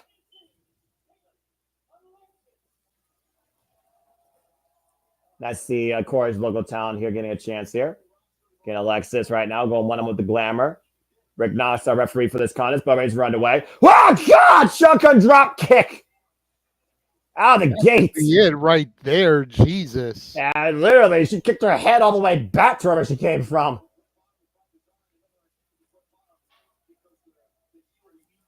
Yeah, again, we talk about the toughest part of a shoe. Tony Storm always said, watch out for the shoe, literally using the point of the heel against the head of Tony Storm. Beautiful missile drop kick again by the glamour. Tony Storm said for months to watch out for the shoe, and she was not watching out for it. She got caught with it. Yeah, Miss Lexus here ain't looking out for Mariah May's boots. Mariah May just unleashing. Is that her name? They didn't even throw up a graphic for her. I guess they couldn't be bothered to, create a graphic for her. Oh, oh, God! That knee strike, still with a kiss. And JJ, Mayday, Mayday, Mayday! Center of the ring. Nowhere to go. Look at that smile, that sinister smile on the evil glamour's face. Uh-oh.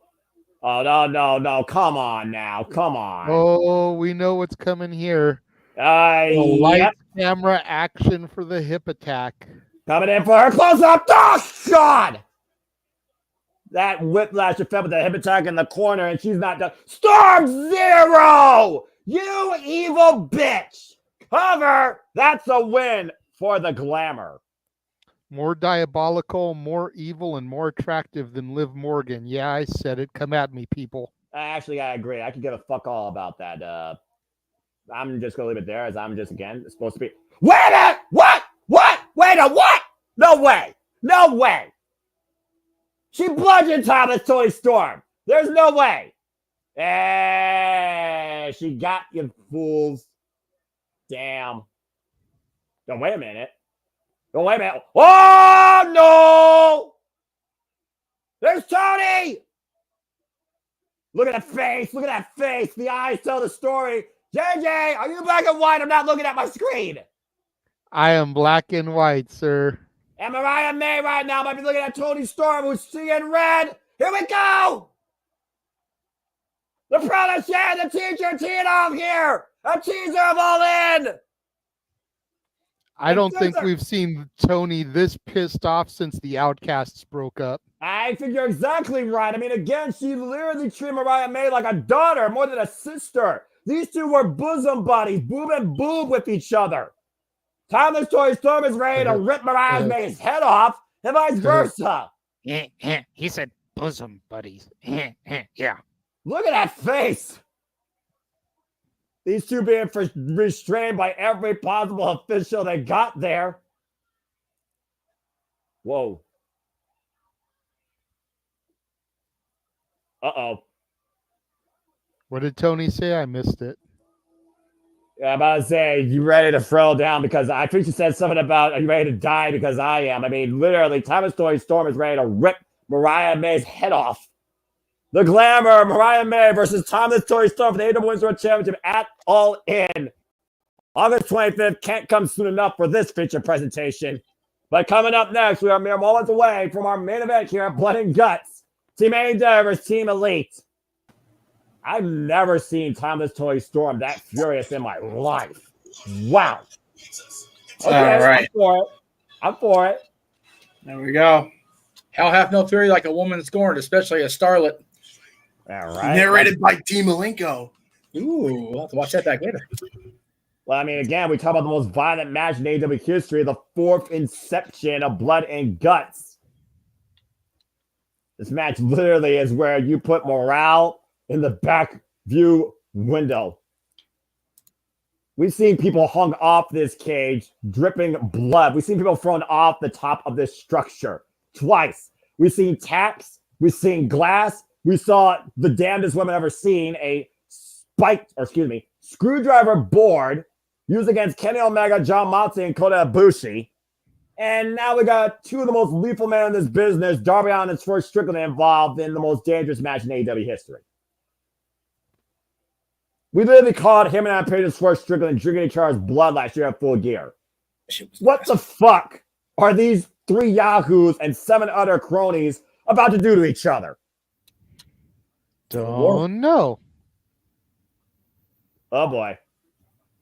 Great view. Thank you, Dean Malenko, by the way. All-time great narrating again the absolute barbaric warfare that's about to ensue. And there you see the structure looming over the rings. Again, AEW Dynamite brings us Blood and Guts.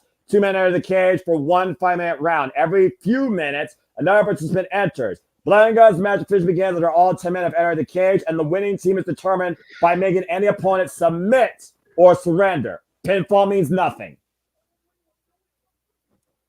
Oh boy, we just figured out that was such a dope video package, by the way. I was really intently listening to it.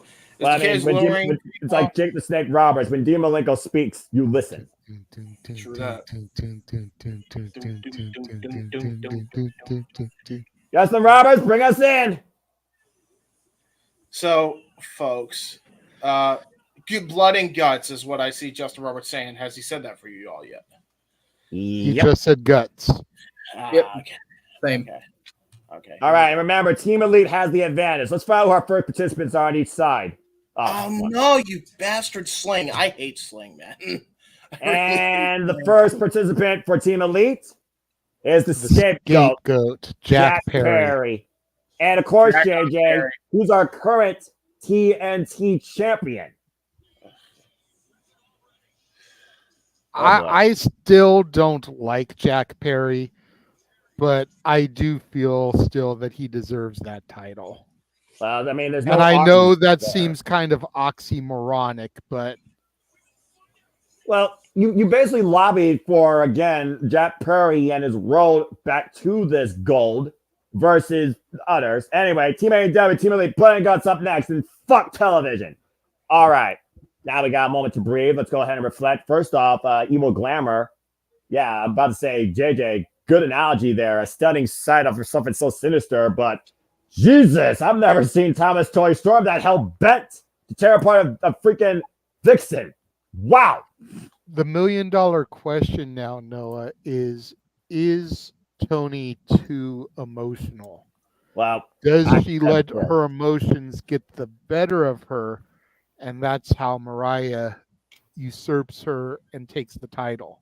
Well, I said before, how many times on our calls, emotions are either your greatest strength or your ultimate Achilles heel. And something tells me we're going to see more than just a shoe in Wembley with those two. James, that being said, you've been also along the time of this journey. We've, of course, have called many of these timeless classes with JJ. What's your take right now on the, let's just call it this, proverbial tale of the tape, where one has truly been timeless, the other one wants to make sure AEW is truly all about her. Do you see the latter happening based on what you saw just here tonight? Or does Thomas Toy Storm maybe put together her greatest future presentation? Yeah, the Thomas era continues. Mariah May is British. It's going to her. That's it. That's it. Mariah May is British. Wow. Yeah, That's it. Analogy. It's her hometown. She's got a chip on her shoulder. She's got Toni Storm acting way too emotionally. It's the end of her reign as we know it. I think the timeless era ends at Wembley. That's what I think. I think that's what this whole end game has been. What is funny is I think we have gone completely 180 with you, good sir, because you did not want Toni to retain the championship, and now you want to see her kick Mariah May's ass. I'll say it once. So, I'll say it once. I'll say it again. I don't give a fuck all about anything that is not professional wrestling, damn it. Especially somebody cosplaying at professional wrestling. When you act more like an actress than a wrestler, fuck all. When you act like a hooker more than a champion, fuck all. You know who you are. So you're anti-Mercedes. Cool. I mean, there's another person, but I won't say the name because she won't appear. But yeah, we'll go with that. But that being said, Toni Storm. I mean, you basically spilled Mercedes straight out. Cosplay, actress, hooker. I think he was talking about Liv Morgan. Look, let the audience suspicion disbelief run while we wait for the back here. Let me either or, potato, you know. Toni Storm proved to me she wrestles worthy of being called champion and raised the identity and the prestige and the value of the Women's Championship after her phenomenal match against Serena Deeb and her follow-up with Mina Shirakawa. It was truly back and over enough when I learned to respect and realize what Toni Storm truly can be when she actually puts forth the effort in the ring. But now that Mariah May, who is known to, again, literally be stardom, where they are the strongest wrestlers in the world, shout out to Joshi's, I might be looking at probably the best AEW women's match to come this year at Wembley Stadium.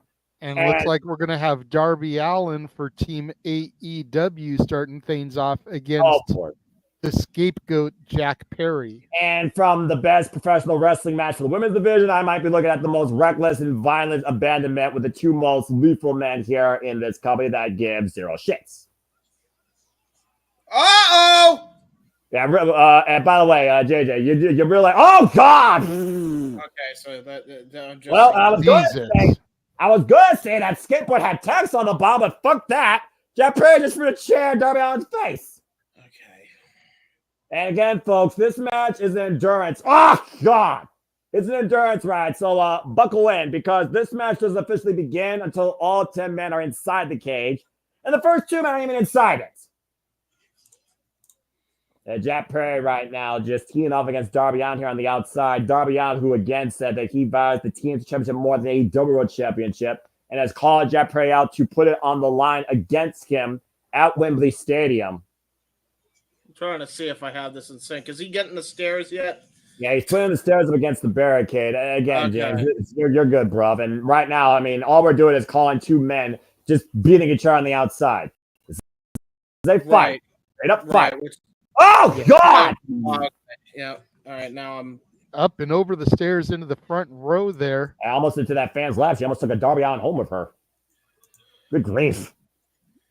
Again. She seemed to be unfazed by it, too. She got up after he already landed and was like, oh, hey, how's it going? I mean, this is AEW. You know what you get when you sit front row. Jack Perry right now bringing Darby Allin to the cheap seats. A little bit of crowd. Oh, no, they're still on the floor. Those aren't cheap. That's fair. Oh! Knife edge chop here. Just whatever you do, don't go to the hard camera side because then we'll see how empty the arena is. Oh, JJ, you had to go there, bro. Stop me when I'm telling lies, Noah. All right, let's not become CM Punk petty bomb. I'm not. I'm just saying, let's not go to that side. Let's be smart about this.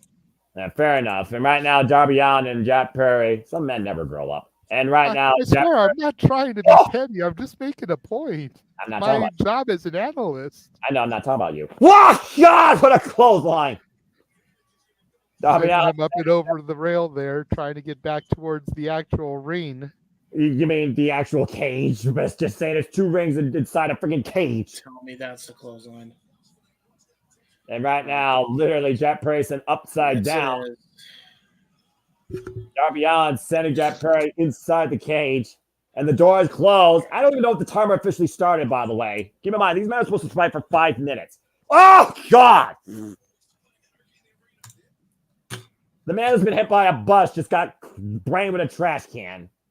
I was going to say, Darby needs to be thankful that this match can't end before everyone's in there. Between the chair to the face and then that trash can and now being choked by that rope. I mean, do we need to go back through Darby Allin 1,000 Ways to Survive Dying based on his AEW career? No, and that frightens me.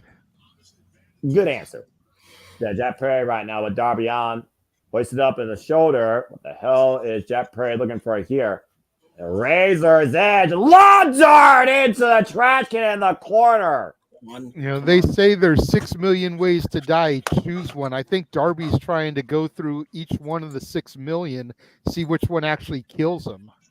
And here I thought it would be Mount Everest, and he didn't get a chance to do that. Jeff, get me off screen for a minute because I'm trying to sync with Sling and it's being an absolute piece of shit right now. That Perry right now putting the trash can in the corner. We got I'm actually looking at the ring. I see a table, I see a ladder, I see a barbed wire board, and I'm talking about what I saw earlier, by the way. And a partridge in a pear tree. Honestly, they probably would use that as a weapon if it was Christmas time. Again, how furious is Jack Perry towards the audience more than himself? Well, he holds the audience responsible for what happened to them. That's why he is the scapegoat. Again, I am not a fan of Jack Perry, but to a certain degree, he has a point. Yeah, and Darby Allin, of course, the guy that's literally eat, sleep, and breathe, black one. Darby spitting on Jack Perry. Yeah, reckless abandonment by Darby Allin, and here we are, 8 seconds until we get another member of the Elite in play. And Darby Allin right now triggering Jack Perry out, 3 seconds. Who we getting, JJ? Who we getting? 1-0. Oh, shit. We're getting one of the EVPs. Oh, is it Nick or Matt, dumb fuck? Looks like it's Matt. That is Matthew. Matt Massey. That's no, it's Nick. And he's got a briefcase. I guess he's here to handle business. I don't know what's in that briefcase. Is it his Money in the Bank? I mean, it looks like a better briefcase to take a bump. Now, who knows what's in there? It could be spiked Reeboks. Bringing a chair in as well as hi guys. Nicholas welcomes us in, up and over. Leg drop. Nice slingshot leg drop there by Nick. Guillotine leg drop, JJ. And right now, the Elite in control. And again, this match has not officially begun, folks. Oh, hello, Jeff. Do you have a comment? His silence speaks volumes. Yeah, you're muted, Jeff, if you have something to say. And right now, Jack Perry and Nicholas Jackson hosting up Darby Allin. Oh, dear God. Well, no. Darby with the double knees to the chrome domes. That was impressive. Sidestep, springing off the top. Oh, God. Oh, and a super kick. Start the counter, JJ. Right. Up and over. Big K. And Darby Allin is wedged between the rings and the cage. And Blood and Guts will continue to build its way toward its actual beginning, folks. In Wrestling Quiet Picture-in-Picture. Fuck television. I was just saying, shitheads though they are, they're damn good wrestlers. That freaking slingshot leg drop did not need to be as crisp and sweet as it was. Right? Like, God damn it. They're so good, but they're just such pieces of shit.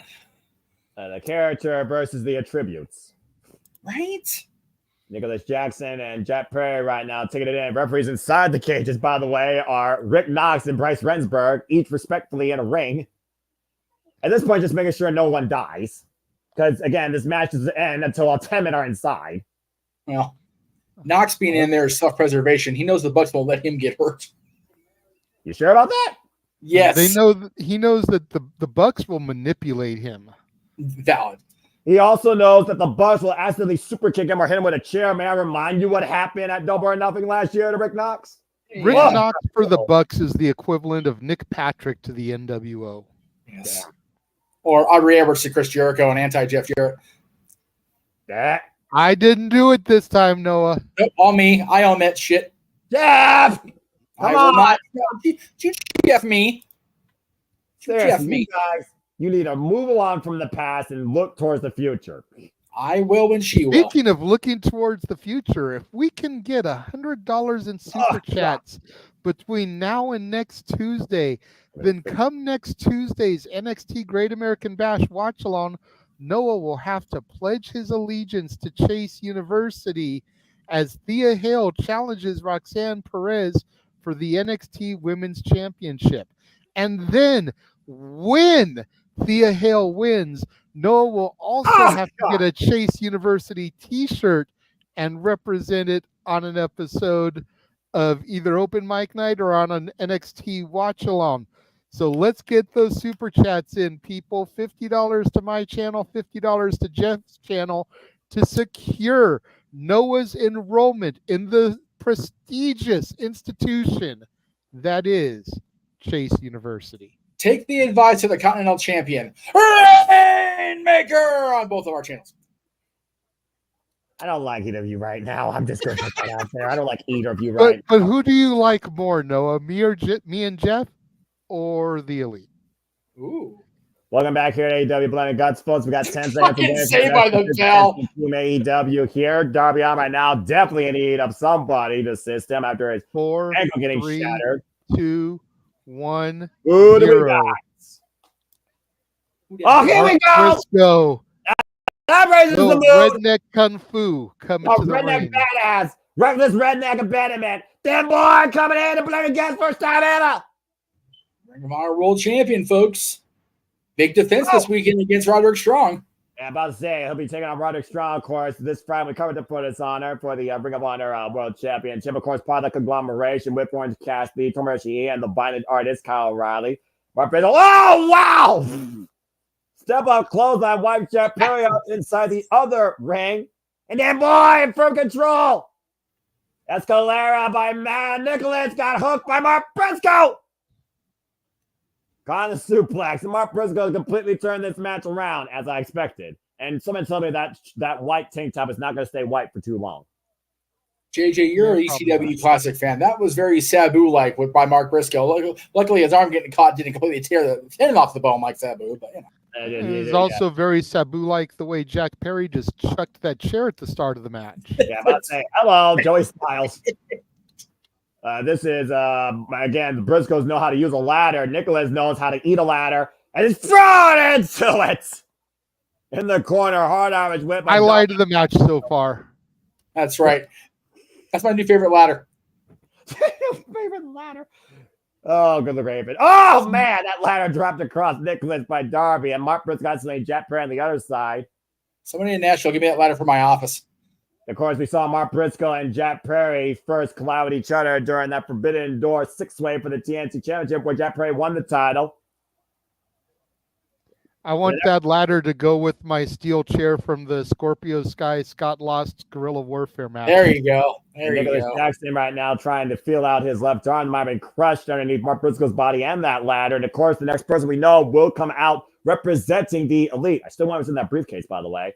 Oh, God. It'll probably be Matt, knowing the way that the Elite's going to have things stacked. Well, that ladder be able to get that double team work. That ladder just met Nicholas in the uprights as he fell on top of it. Well, it can't hurt. He's got nothing there. Oh, no.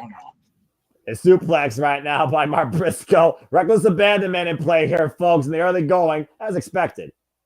He'd actually have to have testicles for it to hurt him. Okay, now I will stop you when you're telling lies there. His kids are beautiful. 1, 0. Here comes the next person. Oh, shit, you're right. Told you.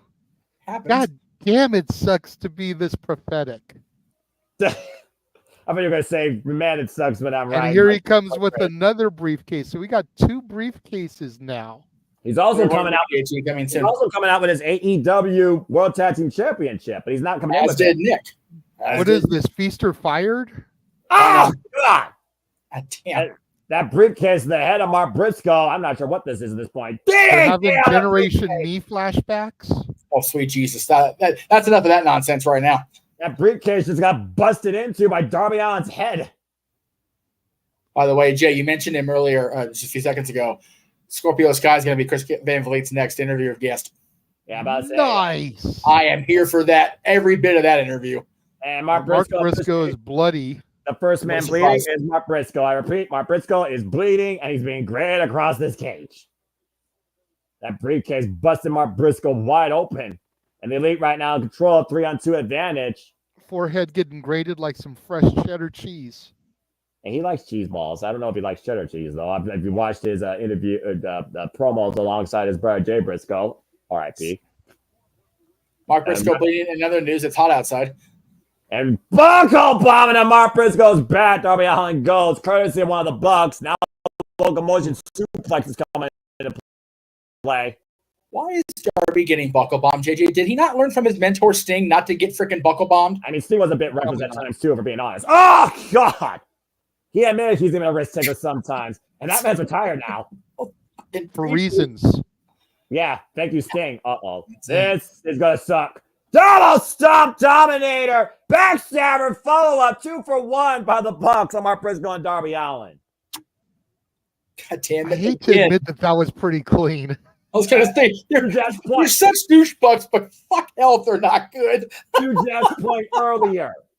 Tell me when Jeff's telling lies. Oh, God. It's so frustrating that they're such shitheads because they are fucking good, man. Yeah, it's so good they can get away with it. Darby Allin sends to the other ring right now. And Lee clearly came in here with a plan. And here comes the next person for Team AEW. Either Swerve or one half of the Acclaimed. JJ, I think it's going to be one of the Acclaimed. But who's it going to be? I'm going to go with Caster. Listen! Listen! Nope, it's Bowens! All right. Bowens is fired up in the locker room here a few minutes ago. He couldn't stop between laughing at Mark Briscoe and like not banging his head against the wall Goldberg style. He's ready for this shit. Bowens, again, we talked about he's a 5-tool athlete, has all the tools of trade, former AEW Tag Team Champion, of course. So proficient. That briefcase coming into play, swinging a miss. Apple stripe, jab, chop, super kick. Great combination here by Bowens. Now catching Jack Perry, up kick. Follows Frill with a finisher. Oh, man. More like the Rough Rider. Well, nobody loves a briefcase to the face, even if everybody loves the Acclaim. Redneck Kung Fu now coming into play by Mark Briscoe. A scoop slam, and uh-oh. Mark Briscoe going up. Might be feeling froggy. Little Froggy Bow action coming up. Oh, nope, not got yet. crotched. And Darby Allin now teeing off. Combination offense. And watch out, a clothesline. Darby Allin has had his ass kicked since the bell didn't ring. All right, Noah. So my prediction is that the next man in is going to be Kazuchika Okada. And the last one will be Swerve and Heyman, respectfully, on either team. Yep. Oh, God! What a cutter! Denying more painful here, Bug, or the Meltzer driver, the fuck they call it. Scorpion Tantrum by Darby Allin. So I was having tech issues and connectivity issues. The next time Mark Briscoe takes a drop like that to his nuts, we need to call it, oh, man, Mark Briscoe dropped them dim boys. Anyway. Well, Darby Allin's about to drop something else. Across the box, back, tech, skateboard. This is free television. I don't need tax skateboards. Bowens has a pair of scissors. He's going to scissor him. JJ. You scissor somebody. He just stabbed that Perry in the head with oh, my God. Goddamn. Okay. Oh, no. Jesus. The scissors inside the mouth of Jack Perry, hyperextending his jawline and cutting the inside of his gums. James, you want back in? JJ, next person 5, for the Elite. 4, 3, 2, 1, I'll save it 0.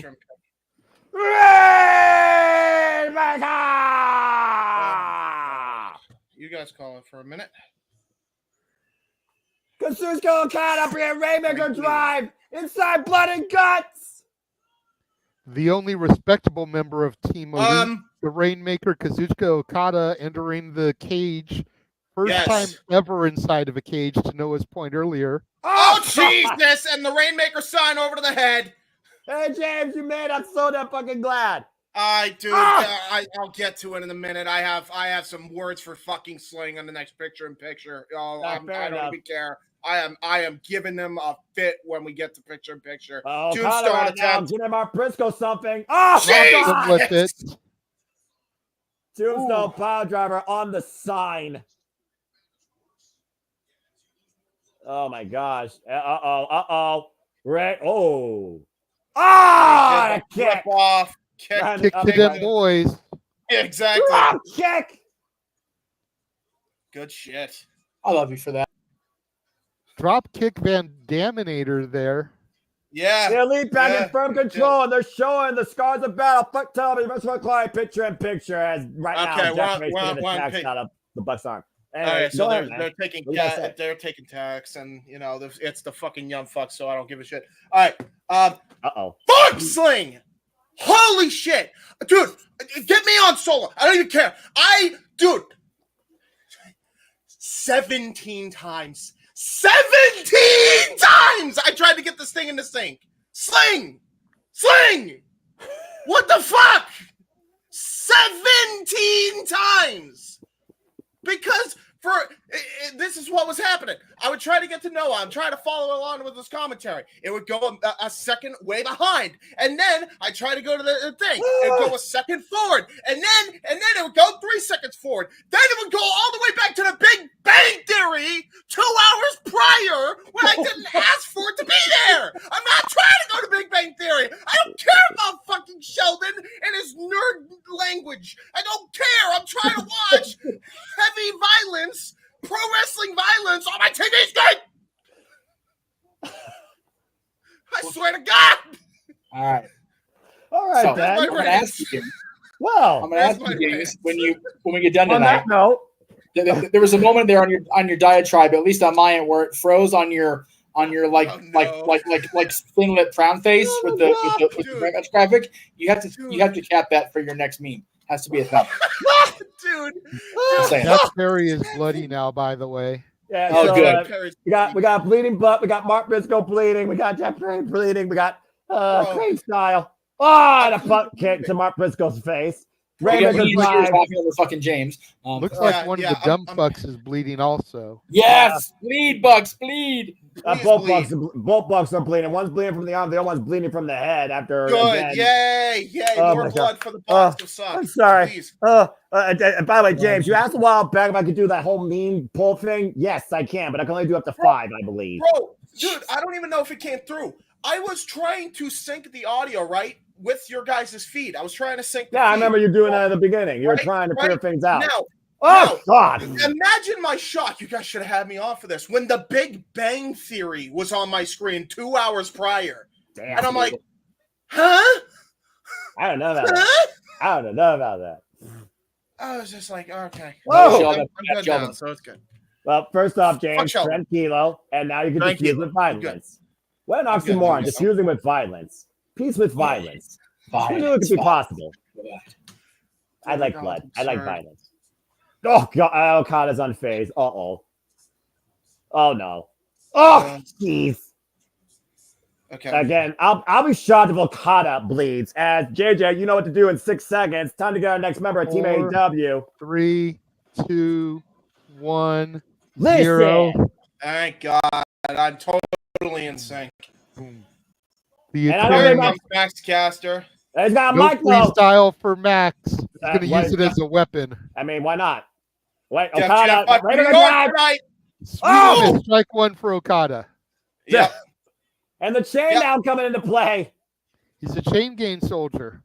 Amen to that. Chain gang is the click. We're not dropping needles on ruggers. We're dropping weapons on heads. Yeah, and bats. James, do you believe that album turns 20 years old next year? I felt old when I heard that, bro. John Cena's album turns 20 next year. Dude, that's so insane. By the way, oh God, as Okada gets brained. That means in 2026 it'll be old enough to drink. Oh my God. Yeah, put that in perspective, folks. So, James, JJ, rather, when Max was using that chain in the Bucks, would that be a chain to the fools, or is that just me? I was just gonna say he came into the ring with a mic in hand and the chain in the other. I mean, it's FJF Fight for New York rules. That's what's happening. Oh, okay. And there's a barbed wire board with graffiti. Except for in Tennessee, so you know. What's the barbed wire board in the context? But of it says music? Young Bucks on it, Noah. Like this is specifically with Nick and Matt in mind. Good. I'm here for it, but Okada might be the one that suffers. No, he sets it up. Jack Perry saving Okada's back. And Jack Perry sending Matt's caster into the steel cage. The Bucks once again taking back control here for the Elite. Get this. And oh no! Green! Oh boy! Oh no! God damn! Anthony Bowen straight into that barbed wire, and again. Oh no! Double hip toss and a scoop slam, and that is how you cut somebody's back up. Yikes! And he's pin cushion. And now oh my God! They're gonna make an Anthony Bowen sandwich with barbed wire in the middle, and oh no! Don't do this! Don't do this! Oh no! Oh no! Oh my God! Welcome! Yay! We're all in sync. Jinx, you owe me a Coke. Jesus fucking Christ! Damn! Let's just start this off right now, folks. He used to be in the MLB, right? Yeah. Anthony Bowen sandwich. Get your Anthony Bowen sandwich here. And it's the bag full of thumbtacks. Oh dear God! Oh Jesus! For a man who's oh my It's God! Oh no! No! They're pumping it up, James. They're pumping it up. Oh, I don't like this. Oh no! Serial Cooper kicks the caster with a mouthful of tacks. And to make matters worse, guys, here comes the last member of the Elite. 0. Time for some cowboy shit. Oh boy, this has got a whole lot worse. Well, yeah, because Hangman Page is on my television now. You talk about Okada being the most dangerous thing. Hangman Page has been absolutely reckless. Here's the problem. Hangman ain't coming to the Young Bucks' aid. I think he's waiting. He is waiting for Swerve before he can come out there. That's what's going on. He doesn't want anybody else in that ring. He just wants Swerve. Point taken. I think you're right, James. But still, I mean, technically speaking, this match doesn't begin until all 10 men are inside the cage. So I don't know if Heyman's looking for Swerve or waiting for Swerve's music to hit. And currently speaking, folks, we still have 8 men inside here. And I think at this point, all the men are bleeding, internally and externally, except for Kazuchika Okada, which I can't believe I just said that. And now it looks like the baby faces are getting their win back. Darby Allin with shoulder tackles, taking out the Young Bucks. I can see what James and JJ are going to call these people tonight. Irish whip now, Mark Briscoe. Right. Oh, get a bump in the corner of an exploder. Yeah, do it again. Again, I don't know how Mark Briscoe has to make sure he still has his bearings to do it again, Noah or James. He's been bleeding. He was the first one to get bloodied. Well, let's be honest. You don't know how much he's lost so far. Right now, guys, Bowen's got barbed wire wrapped around his leg. Oh no. What's up? Oh no, not a what's up, JJ. The most lethal shiver me timbers! Oh God, into the balls! That's a jam back again, the dumb fucks have to have balls for that to hurt. That's true. Some shredded Yahtzee right there to the Yambag region. Right into the 8, 7, 6, 5, 4, 3, 2, 1, 0. Hit his music. Whose house? Run's house. There's Prince Nana. Here's the problem. There's Swerve comes out. I'm telling you, Hangman ain't far behind. Yeah, I believe you, James. But in the meantime, you might want to do it. Garmeets! And so far, Swerve, dead focus on the ring, making his way towards blood and gut. Holy shit! Holy shit! The spine of that chair to the back of the head and neck. Swerve stricken. Heyman said he literally came after Swerve because he forced his family to leave his house. Oh, shit. And he just put handcuffs out. Oh, that wasn't cowboy shit. That was coward shit. That piece of was. shit drove the spine of that chair into the back of his head. What the and fuck? right now, Swerve is literally trapped in the Hangman's noose by the wrists. Hung at the gallows now. He's got I think another I read pair. somewhere that AEW has like 49 people on the injured list right now. Let's just add Camp to that list. And Mark Briscoe might just add him with that shotgun drop kick for that barbed wire board. At first, Prince Nana trying to come to Swerve's aid, and Heyman just took Prince Nana down. And the AEW World Champion right now is literally trapped. You don't deserve this. Oh, man, the belt to the face! Oh, he is PO'd, dude. Well, how far can you push a man to the point you literally force his family to leave their residence? I mean, Hangman they Page honestly just pissed because as shitty as Swerve's reign has been, Hangman's was worse. Yeah.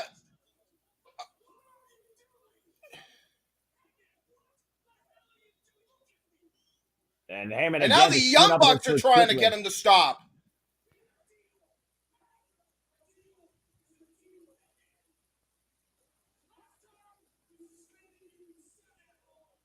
Oh boy. Whoa! I don't think Hangman gives a shit.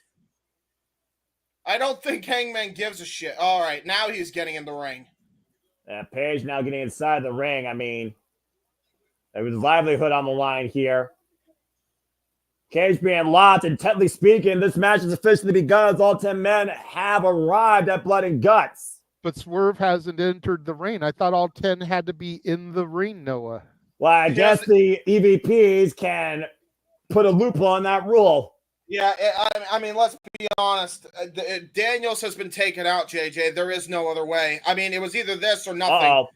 Guys, Heyman and Okada right now are not agreeing with each other, and the Team AEW might be trying to take advantage here. Again, folks, the only way this ends now is via surrender or submission only.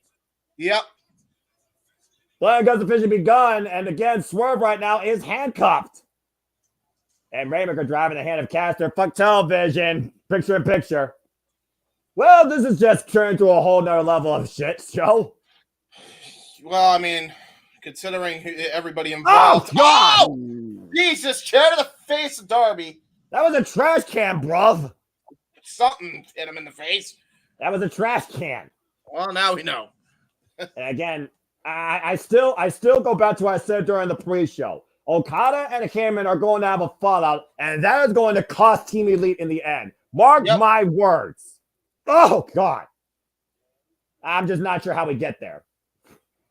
Like, at this point, and look at this. Everybody else is acting in a synergistic form. Like the Young Bucks and Jack Off Perry or not, I'll tell you right now, they're in a cohesive unit except Hangman. He's off just beating down Mark Briscoe.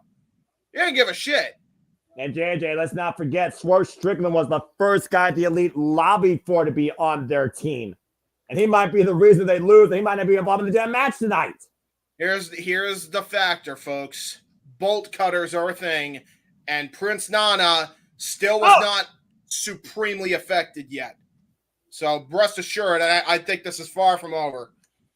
Yeah, JJ, you have anything further to add? As we got a nice shot here of the inside of the entire Blood and Guts structure. Melee happening across both sides of the ring here. Hammond in the drop zone. Jack Perry right now just egging on the crowd.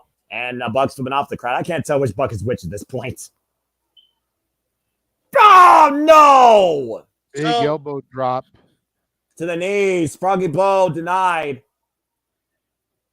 Yeah, somebody's trying. So, what were you going to say, JJ? Do you have anything to add to the card as like Noah asked? Not at this point, no. The moment's passed. We need to be cognizant when he says JJ that James doesn't answer. And again, right now we're just looking at the Bucks teeing off against Max Caster, double Enziguri. And Okada right now hooking up Caster. What is this? Possible heavy rain. Again, Swerve right now is helpless on the outside, watching his team be decimated. Jack Perry off the top rope, wipes out Caster. Again, pinfall means nothing. Which is weird because usually in a war game style match, pinfalls and submissions are how you win. Well, this isn't war. This isn't war games, JJ. This is Blood and Guts. Call it Same whatever you fucking want. difference, different name. Yeah, well, it is what it is in this day and age of professional wrestling. Damn it. You see right now, Team AEW right now need literally some sort of divine intervention to try and get back in this. And we officially have, oh, wait a minute. Jeff Jarrett. Of all people to come in and help with this. Like I say, he should have been the one on Team AEW. And Brian, well, there's the stooge, Brandon Cutler, though, trying to stop Jeff Jarrett from getting involved here. Just brain him, please. Just brain him. It's that Brandon Cutler. Here comes Billy Gunn. Daddy Ass coming down to the ring also. Yeah, about to say, Brandon Cutler is in a world of trouble here. Oh, Big right. Jesus. El Cabal. That is the greatest guitar shot Jeff Jarrett's ever done in his life, as Jeff Jarrett and Billy Gunn are free and Swerve Strickland. I told you there'd be more people coming to the aid of Team AEW. I didn't expect these two, though. Well, you had to figure Daddy Ass would get involved with the Acclaim in the match. That's fair. Oh, bolt And here cutters! comes Prince Nana with the bolt cutters. You called it, James. I told you. Now here we come with Nana. Now here's the thing. If he cuts the actual chain, that means that Swerve has a weapon in his wrist. And right now you see, again, Jack Perry, though, bleeding over his right eye here. And Swerve is free, but the cage is locked. He's got to get through the cage. How the hell you do that? Wait, what's Swerve doing? Is Swerve cutting his way inside? Oh, my God, he Yeah, because is. they locked the cage. Well, I'll be damned. Swerve is in! Well! All right. Oh, geez, Swerve's house to the back. Well, this just goes to show the resourcefulness of Swerve Strickland and the limits he's willing to go to make anything happen. Popping off that second rope with the elbow strike. Oh, shit. Oh, shit. Ah, God. The backbreaker now hooking up. I believe that's Matt Nicholas. Oh, my God. Just thrown off into his brother. Jack Perry caught with the hip toss. Oh, shit. Brainbuster coming. Got it. Yeah, again, whose house is this, JJ? Run's house. That might be true, but who else's house is it? For this case, it's Swerve's house. Yeah, and look who crashed the house. And look who we're face to face with. Oh, we knew we had to get this moment at some point, Noah. Hangman Adam Page and Swerve Strickland eye to eye. You and I literally talked about this being the moment in the match. Nothing else mattered but these two men finally getting their hands on each other. And they're going to go into the line of fire, right at the line of battle, in between the two rings, and here we go! Oh, shit. It's a dangerous territory, though, when you look at the fact that you got that area in between the rings.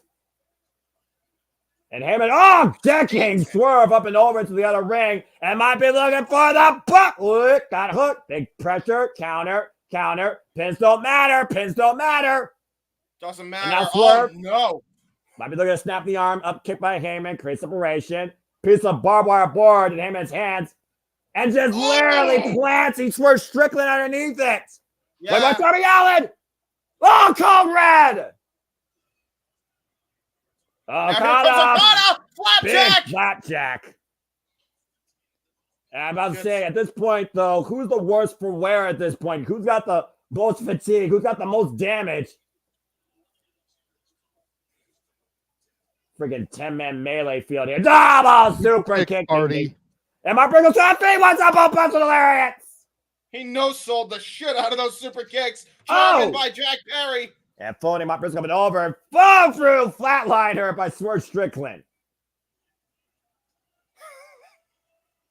Well, it's blood and guts. It's a 10-man melee.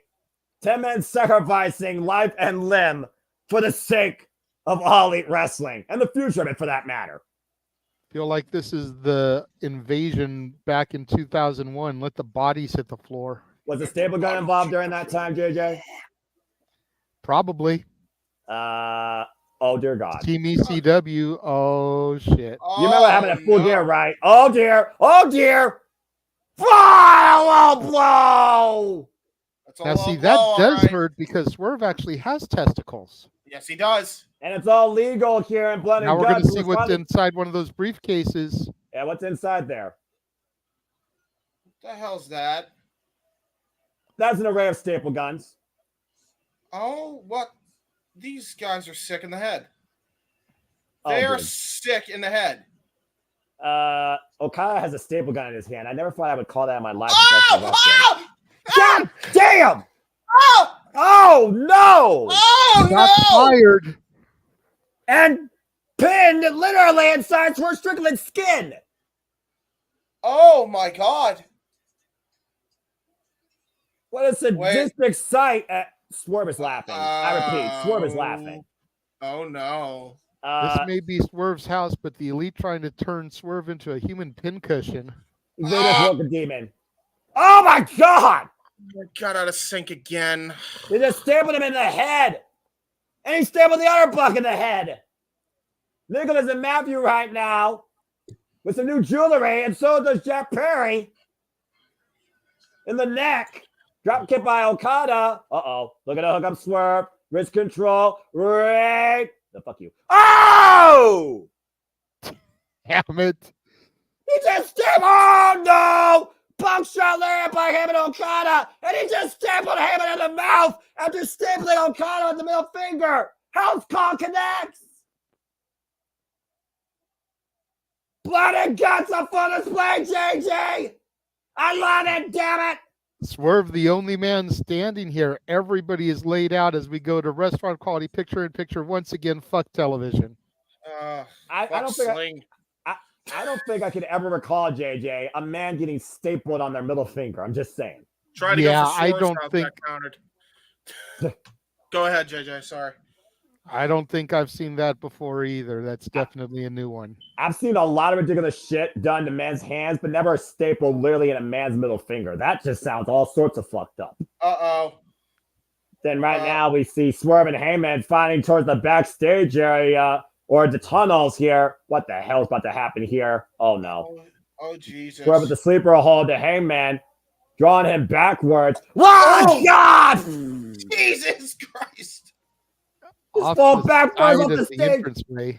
Yeah, but they fell back. They literally just fell backwards off the damn stage through 2 tables. Okay.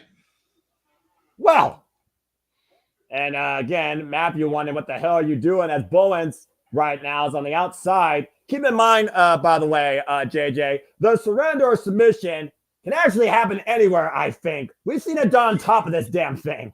That's true. Oh! He's not wrong.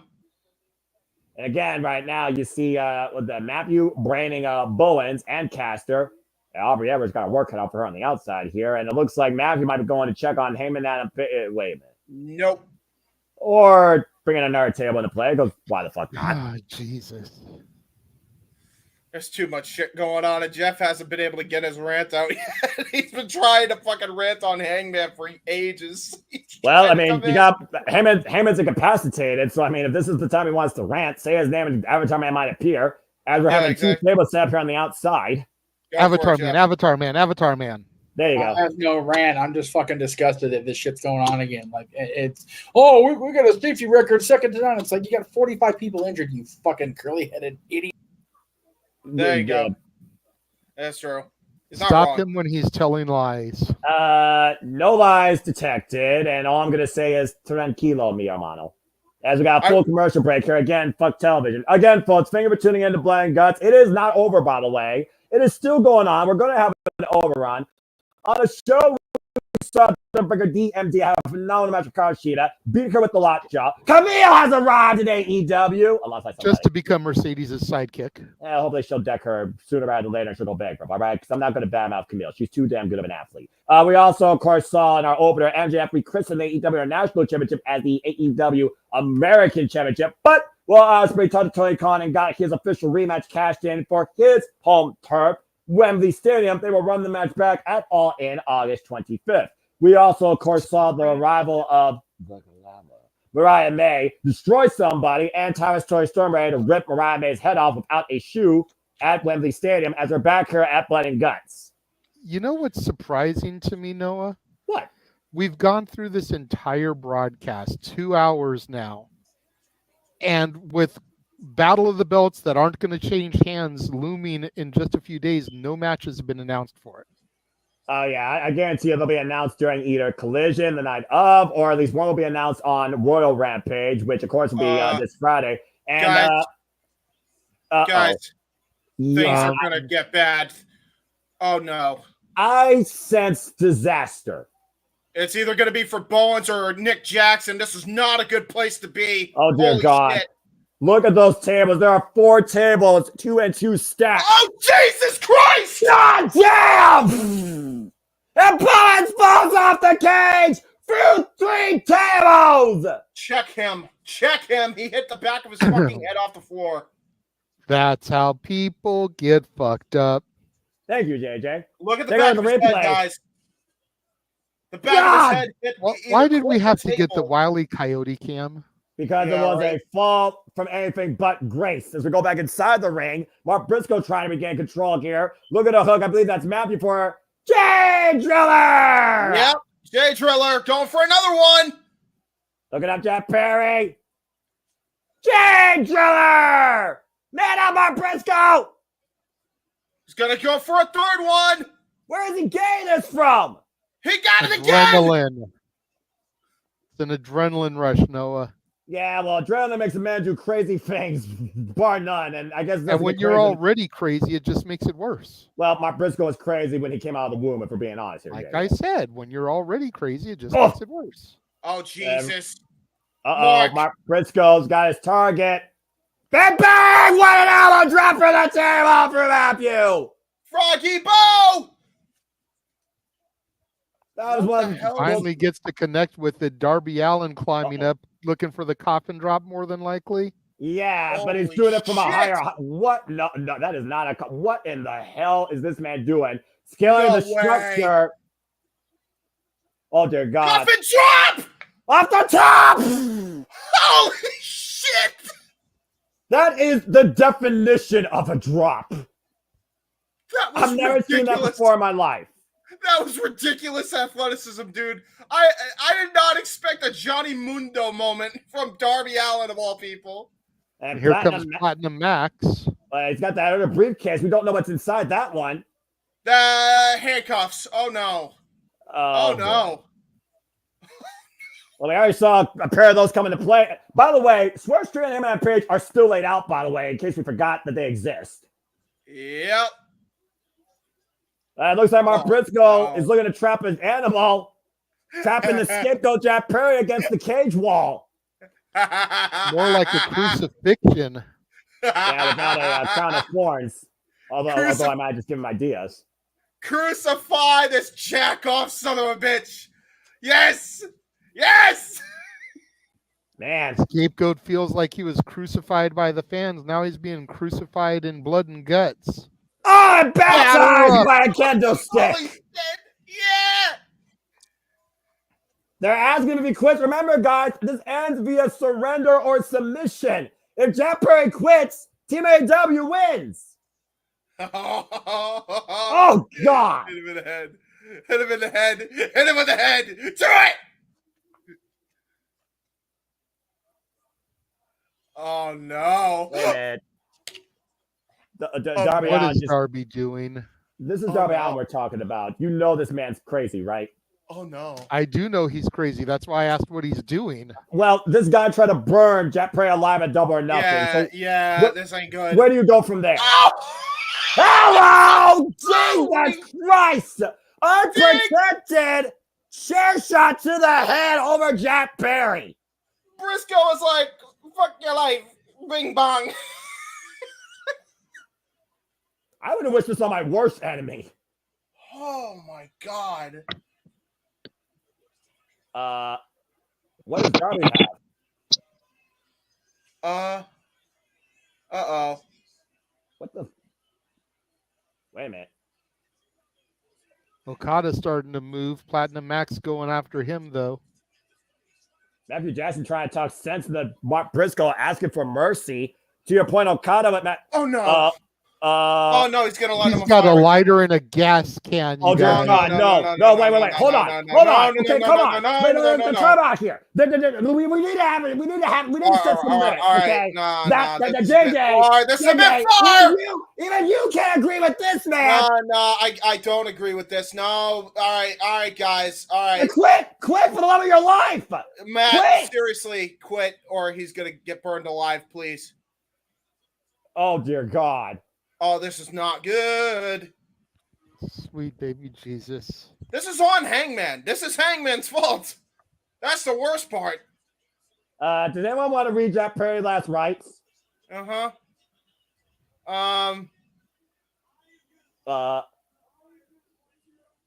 gonna let your ass on fire if you don't quit. Oh dear my God, God. No. Dude, no.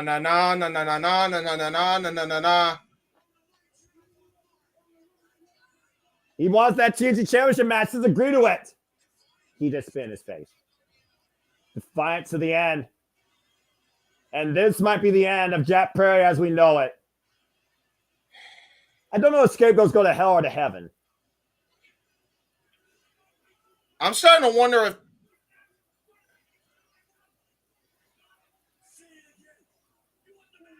what?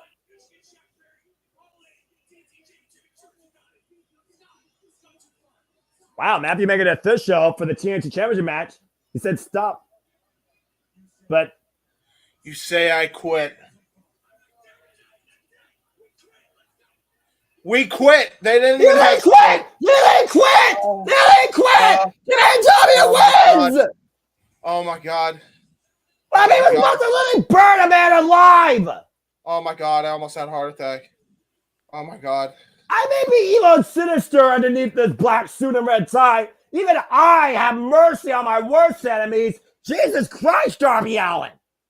Finally, the TNT title is going to be at Wembley Stadium being defended. It only took a man almost being lit on fire again to do it. Oh. This is going to be an interesting dynamic going forward, though, guys. Yeah. Think about this. What are Okada, Perry, and Heyman all going to think? Matt surrendered. Well, again, the Elite want to change the world. I understand that, you want to spare your teammate's life. Right. But you just gave up. That shows signs of weakness in the Elite. Well, I mean, even the Elite needs to have statute limitations when it comes to the well-being of a fucking human being, no matter how deplorable the world might think he is. Bottom line, folks, Blood and Guts ends with Team AEW officially winning, courtesy of the Elite quitting to save the life of Jack Perry. For James Hebert, for Jen Meters, who's going to top, for the American Wrestling, J.D. Williams, who's going to wrap us up. Thank you to the AEW Blood and Guts. This has been AEW All Elite Wrestling. We'll see you tomorrow night for TNA Impact, the Father Son Anniversary. What the holy fuck just happened? God, he was sounded like an auctioneer.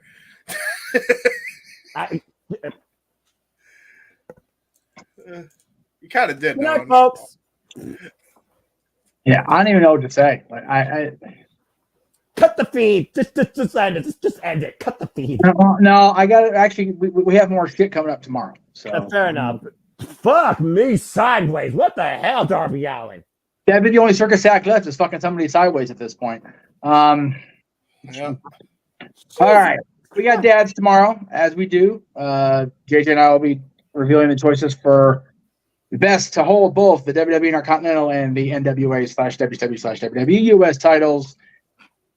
Watch along of Impact tomorrow night, 8 Eastern, 5 Pacific. Previewing Death Before Dishonor on Simply Predicting tomorrow night after Impact at 10:30 Eastern, 7:30 Pacific. Our call of Death Before Dishonor on Friday, 6 p.m. Eastern, 3 Pacific.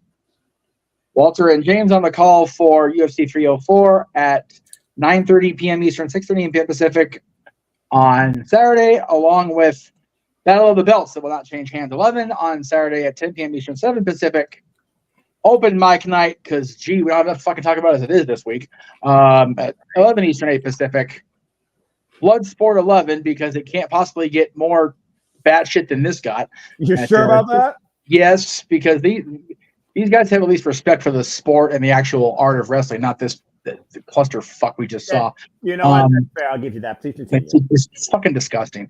Anyway, Sunday, 6 p.m. Eastern Pacific for Bloodsport 11. That'll be again Walter and James on the call. I'm back on Monday if I freaking dare. Stat Boy's back on Tuesday if he dares, and then we're right back here with NXT double watch along July 30th and August 6th, 7:30 Eastern, 4:30 Pacific with the Great American Bash. From there, we hit August, and God help us because that means SummerSlam, boys and girls. Have fun telling that. Go. 47 people on the injured reserve. Probably some unnecessary injuries coming out of that, but we have a safety record second to none. Okay, got it. He's the heat man, almost ready to dry heave. He is the renegade who likes the young fucks less than me. He is a simple man. God bless him for calling that train wreck. I am the founder and the head of the network. We will see you guys tomorrow for all our shenanigans right here across the Jeff Meacham Network, Multiverse of Media. Have a good night, folks. The Jeff Meacham Network's Multiverse of Media. For over 15 years, the recognized symbol of excellence and the standard bearer in coverage of sports and entertainment.